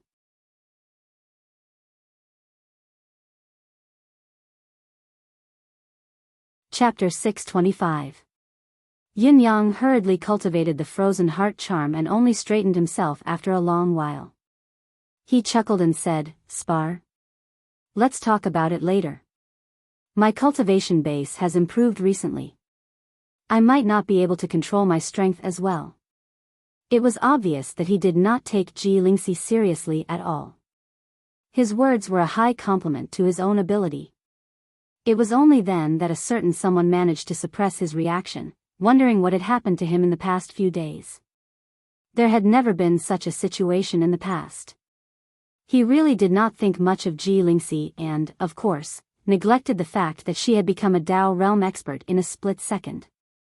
Logically, even if she had consumed an immortal pill, it was impossible for her to leap from a beginner level of heaven realm to a Tao realm expert. How could Ji Lingxi, who was full of ambition, tolerate being ignored by someone whose cultivation base was lower than hers? She turned and leaped into the yard. Cut the nonsense. Come quickly. She could not stay any longer. Her heart was beating too fast. Yun Yang walked down the stairs in a carefree manner.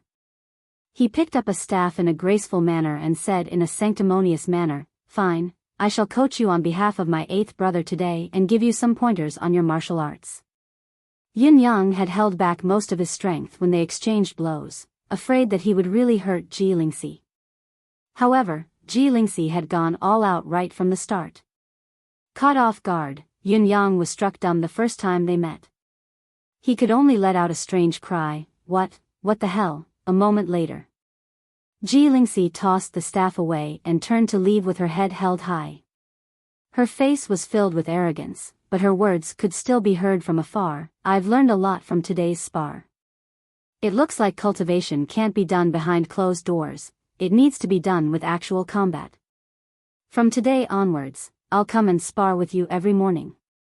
You said it yourself, cultivation base has to be improved.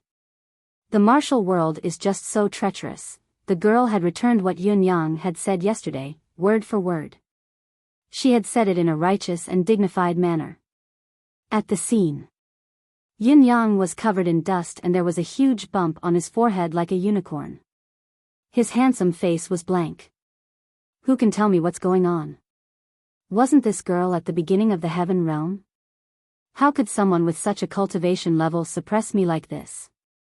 No matter how powerful a treasure of heaven and earth he consumed, it was impossible for him to directly rise to the Tao realm overnight, right? His body couldn't handle it at all. What was going on? Did I see a ghost? It hurt so much. Young Master Yun touched the bump on his forehead. His mind was in a mess.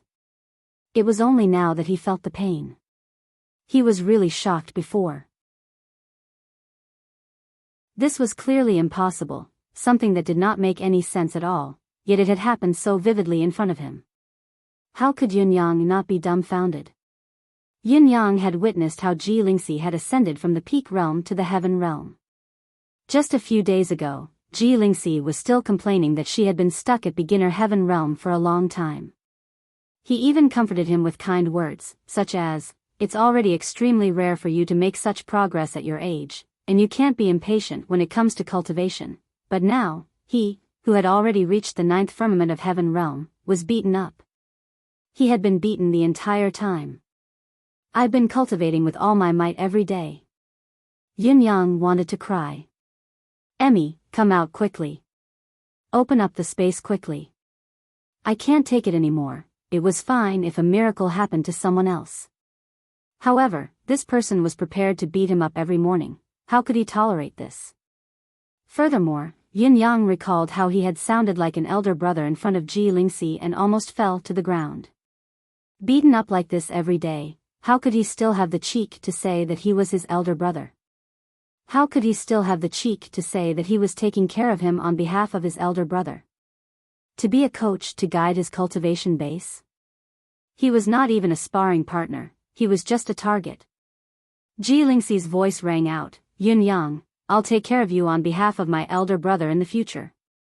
Yun Yang covered his face with his hands. This girl. How dare she say this? She was asking for a spanking. Life was like a play, and the play was like life. It was unpredictable and indescribable indeed. The residence of Crown Prince. His Highness the Crown Prince had been wearing a gloomy expression all this while. There was hardly a moment of joy on his face. After all, ever since his father the Emperor had announced that his eldest brother's posthumous son had returned to Yutong, His Highness the Crown Prince had been living in an atmosphere of impending doom. No one would be able to feel at ease. The right of succession in Yutong's throne that was already firmly in his grasp had suddenly become precarious.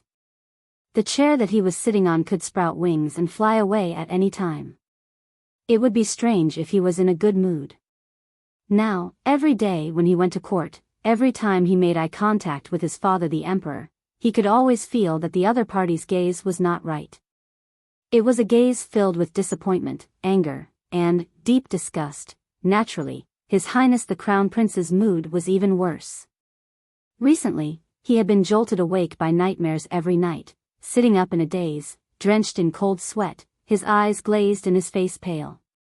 His Highness the Crown Prince had not rested well for a few consecutive nights. Even the Crown Princess was about to go crazy from the Crown Prince's strange behavior. In spite of this, the Crown Prince's bad luck was far from over for his career and life. To target the child who could affect the current situation and should not remain hidden, His Highness had secretly arranged for Sir Bai to help contact the assassin organizations. He had even paid half of the deposit. In spite of this, what made His Highness the Crown Prince choke on his breath was, it was not that the assassins did not come. In fact, all the assassins he had contacted earlier had come, and they had come in waves.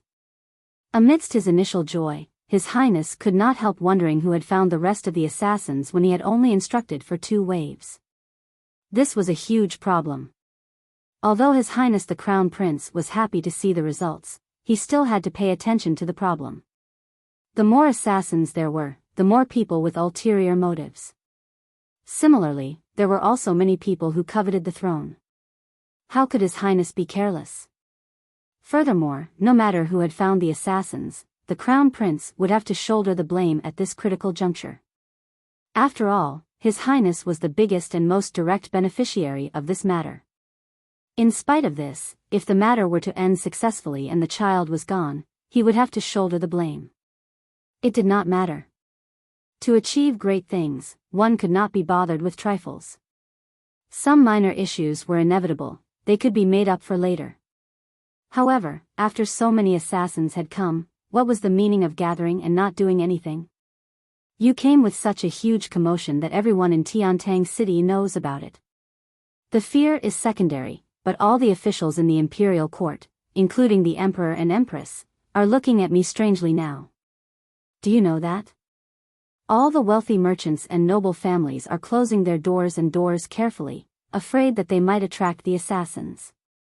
In fact, there is no movement at all. Then what are you here for? Are you here to organize a group tour? Looking at the current situation, the gathering of the world's assassins is really like a gathering for a holiday. Can assassins really be related to your profession if they do not work? Can't you have a little more professionalism? Sense of time? How dare you claim to be one of the best assassin organizations in the world with this kind of behavior? His Highness had always thought so, but he could not help but feel even more depressed these days. If you don't want to work, then don't. Even if you really only came for a tour, it doesn't matter. At most, your money will go down the drain. Can't you just lose money and avoid disaster? But, not only are you not going to work, but you want to fight among yourselves. What is the meaning of this? Some of you even came up with the dictum of death. What is the meaning of this? Are you still an assassin organization? You might as well build a nation of assassins. Assassin organizations have come, but they don't work. They've only probed a few times at the beginning and they've all become obedient after the deaths. What happened to the legendary rule of assassins? To protect the interests of the clients? What about the astonishing capability of a super assassin organization? As if they had heard His Highness' inner voice, the assassin organizations had begun their work, displaying their astonishing capability. The level of their capability had completely exceeded His Highness' understanding. However, their force was not targeted at a fixed target, but at internal strife. To His Highness, the Four Seasons Tower, the Merciless Tower, the Hall of Crimson Blade, they were all King martial world organizations. Since they were martial world organizations, they were all assassin organizations. Since they were all assassin organizations, what else could they be but internal strife? While the Crown Prince was helpless to do anything about the internal strife at such a crucial time, he could only sigh deeply. These martial world barbarians are really incapable of accomplishing anything but spoiling everything. They are so unreliable. Today, they fight a few rounds here and a few people die. Tomorrow, they fight a few more rounds here and a few more people die. Then, the day after tomorrow, you guys are going to King start a final battle. You guys are going to start the final battle of the assassin world right here in the Empire of Yutong's capital city. Watching the martial world strife unfold like a raging fire, His Highness felt like 10,000 F***king horses were galloping through his heart. Can't you all do this after the proper business is done? You haven't even done any proper business and Tiantang City is almost destroyed by you all. All of you possess such formidable strength, why can't you first solve the client's goals? Can't you be a little more responsible, a little more professional? What's going on today? Has the dispute come to an end? His Highness asked, his expression still grim. I heard that the assassin organizations have won. Other than the top martial world force of the world, the Four Seasons Tower, has been annihilated. A strategist said, Your Highness, this is good news for us. This martial world storm should be over. It has come to an end. The Crown Prince asked gloomily, I just want some good news right now. Where are they? Can they act immediately? They disappeared after the fight. The person looked rather awkward as he said, Your Highness Rongbing, these martial world vagabonds are all skilled in martial arts. They're used to coming and going without a trace. It's difficult for us to pinpoint their exact whereabouts. We'll have to wait for them to contact us later. According to the assassin's rules, they'll have to give us an explanation since they've accepted our deposit. His Highness snorted and turned to ask, Sir Bai, what do you think? Sir Bai was dressed in a plain green robe. His face was lean with 3 long strands of beard, making him look even more elegant. He was tall and had a sage-like demeanor. Even His Highness the Crown Prince treated Sir Bai with great respect, unlike how he treated his other advisors. Sir Bai stroked his long beard and said with a faint smile, Your Highness, what will come will come. You don't have to be too anxious. You must know that more haste, less speed. His Highness said in a troubled tone, Of course I know that, but there's no room for more buffering in the current situation. There's no time to lose. I have to be impatient. The fire is about to burn me.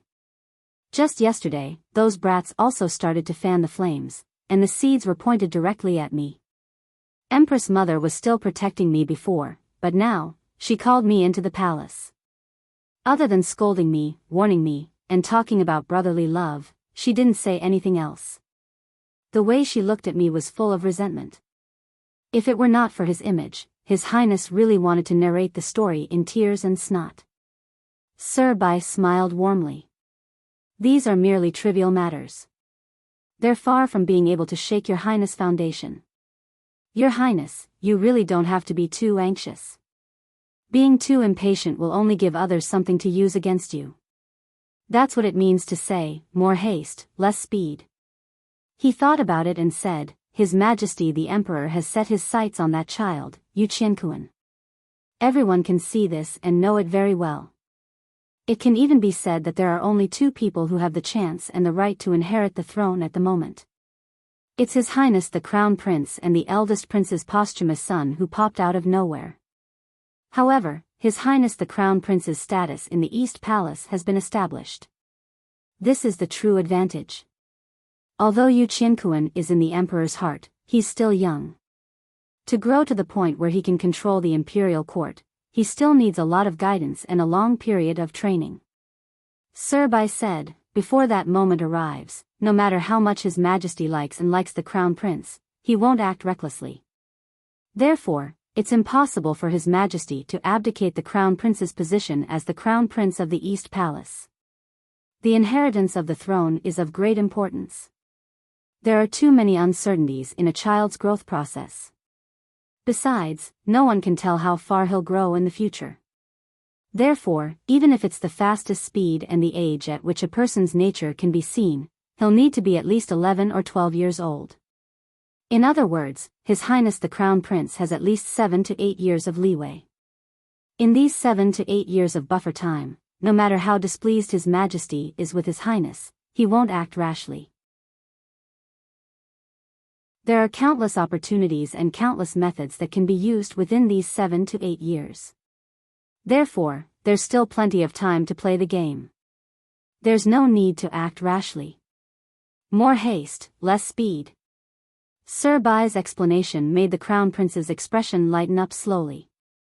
He was a man of great foresight, so he could understand what Sir Bai was trying to convey.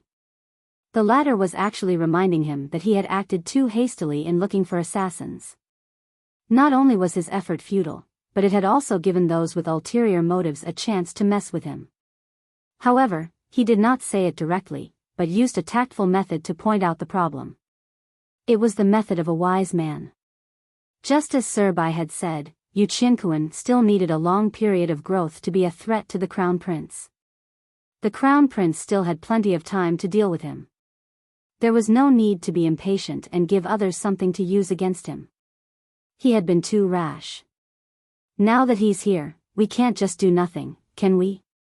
Asked His Highness. Of course we can't do nothing.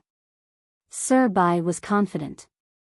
We still have to do it, but our current target needs to be changed. Our primary target can't be Yu Qianquan. He said indifferently, I believe Your Highness Crown Prince should be aware that directly targeting Yu Qianquan is too eye-catching. Furthermore, he is currently heavily guarded.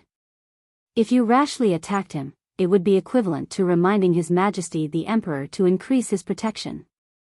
Of course, the main reason is that we can hardly get the chance to come into contact with this child. Acting rashly will only result in more losses than gains. Then who do you want to target first, Sir Bai? Asked the Crown Prince. King Xiaoyao's heir, Yun Yang. You're tuning into the Romantic Tales YouTube channel. Don't forget to subscribe and join us on this journey to catch the most captivating stories.